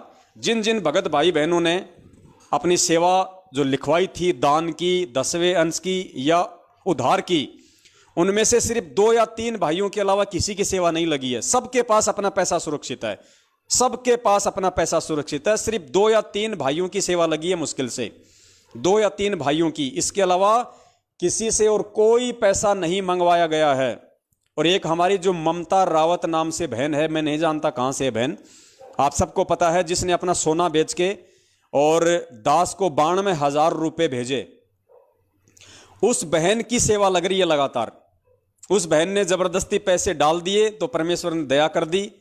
92,000 रुपये उसने डाले थे। और पुण्यात्माओं, ये जो मैसेज जो सेवा है, ये जो मिस कॉल वाली जो सेवा है, जो भगत समाज के हमारे पास में नंबर आ रहे हैं बहुत ज़्यादा तादाद में, और जिनको बल्क मैसेज के माध्यम से आप लोगों के डायरेक्ट मोबाइल के इनबॉक्स में जो मैसेज आ रहा है, तो बहुत सारे नंबरों पे वो भेजने पड़ते हैं। एक बार भेजने का तकरीबन 2 से 2,500 हज़ार का हमारे मतलब खर्चा आ रहा है, क्योंकि काफ़ी नंबर हो गए। 17 पैसे एक मैसेज के लगते हैं, तो कम से कम 2-2,500 हज़ार रुपये एक बार मैसेज भेजने के लगते हैं। तो दिन में मान लीजिए, जैसे कभी कभार तो 2 मैसेज भी हम लोग भेज देते हैं, कभी कभार 3 भेज देते हैं, कभी कभार 1 मैसेज भी भेजते हैं। तो मैसेज में उस बहन की सेवा लग रही है। तकरीबन उस बहन का 60 से 70 हज़ार रुपया मैसेज सेवा में परमात्मा ने लगवा दिया है। उसके अलावा एक हमारी दिल्ली की बहन है, रोहिणी की, दिल्ली की रोहिणी में एक बहन रहती है, अभी नई जुड़ी है, और उसने दास को महीने भर पहले, शायद 10 या 15 दिन पहले, उसने दास को 7,500 हज़ार रुपये उसने डाले थे। और अभी 5-7 दिन पहले उसने 2,500 रुपये डाले हैं 10वें अंश के। तो उस बहन की सेवा भी मैसेज सेवा में ही जा रही है। तो इन 2 बहनों की सेवा ही वो परमपिता परमेश्वर ले रहा है। और इसके अलावा जिन्होंने अपनी एंट्रियां सत्सेवकों के पास में लिखवाई हैं, कई लाखों में, वो एंट्रियां सुरक्षित हैं।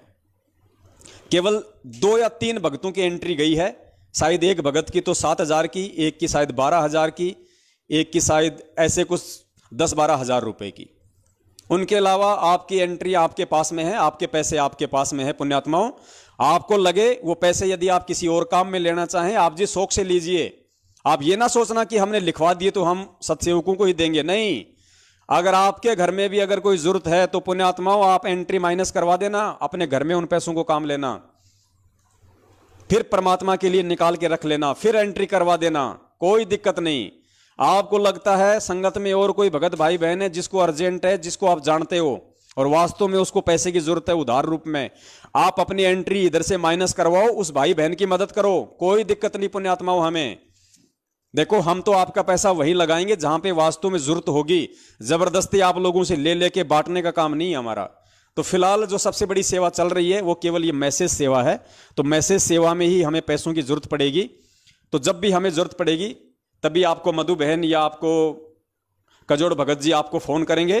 तो केवल मैसेज सेवा के लिए ही आपने अकाउंट में वो पैसे डालने हैं ताकि हम उसको भेजें, वो हमारे को मैसेज का बैलेंस डाले। क्योंकि 1 लाख मैसेज हमारे को 17,000 रुपये में मिलते हैं और 1 लाख मैसेज 5 से 7 दिन में हो जाते हैं पूरे। 5 से 7 दिन में मैक्सिमम वो मैसेज पूरे हो जाते हैं। तो अभी तक जो भी सेवा जाएगी परमेश्वर की दया से, क्योंकि देखो आप लोगों की बैठे बैठे सेवा बन रही है, भक्तों के नंबर भी आप भेज रहे हो, मैसेज भी आपके सहयोग से जा रहा है और उन मैसेजों को देख देख के, उन वीडियो को देख देख के पुण्यात्माएं जाग रही हैं, भ्रमित होने से बच रही हैं, अज्ञानता में जाने से बच रही हैं, काल एजेंटों के झांसे में फंसने से बच रही हैं, उधर से निकल के सत्सेवक बन रही हैं, ज्ञान को आधार बना के भक्ति कर रही हैं। तो पुण्यात्माओं, आप लोगों की उस सेवा से देखो कितनी बड़ी सेवा परमात्मा करवा रहे हैं। अपने भटके हुए बच्चों को वापस भक्ति मार्ग पे लेके आ रहे हैं। गुरु जी क्या कहते हैं, एक कसाई से 1 करोड़ गायों को छुटवाने का जितना पुण्य मिलता है उतना पुण्य एक आत्मा को परमात्मा की भक्ति पे लगाने का मिलता है।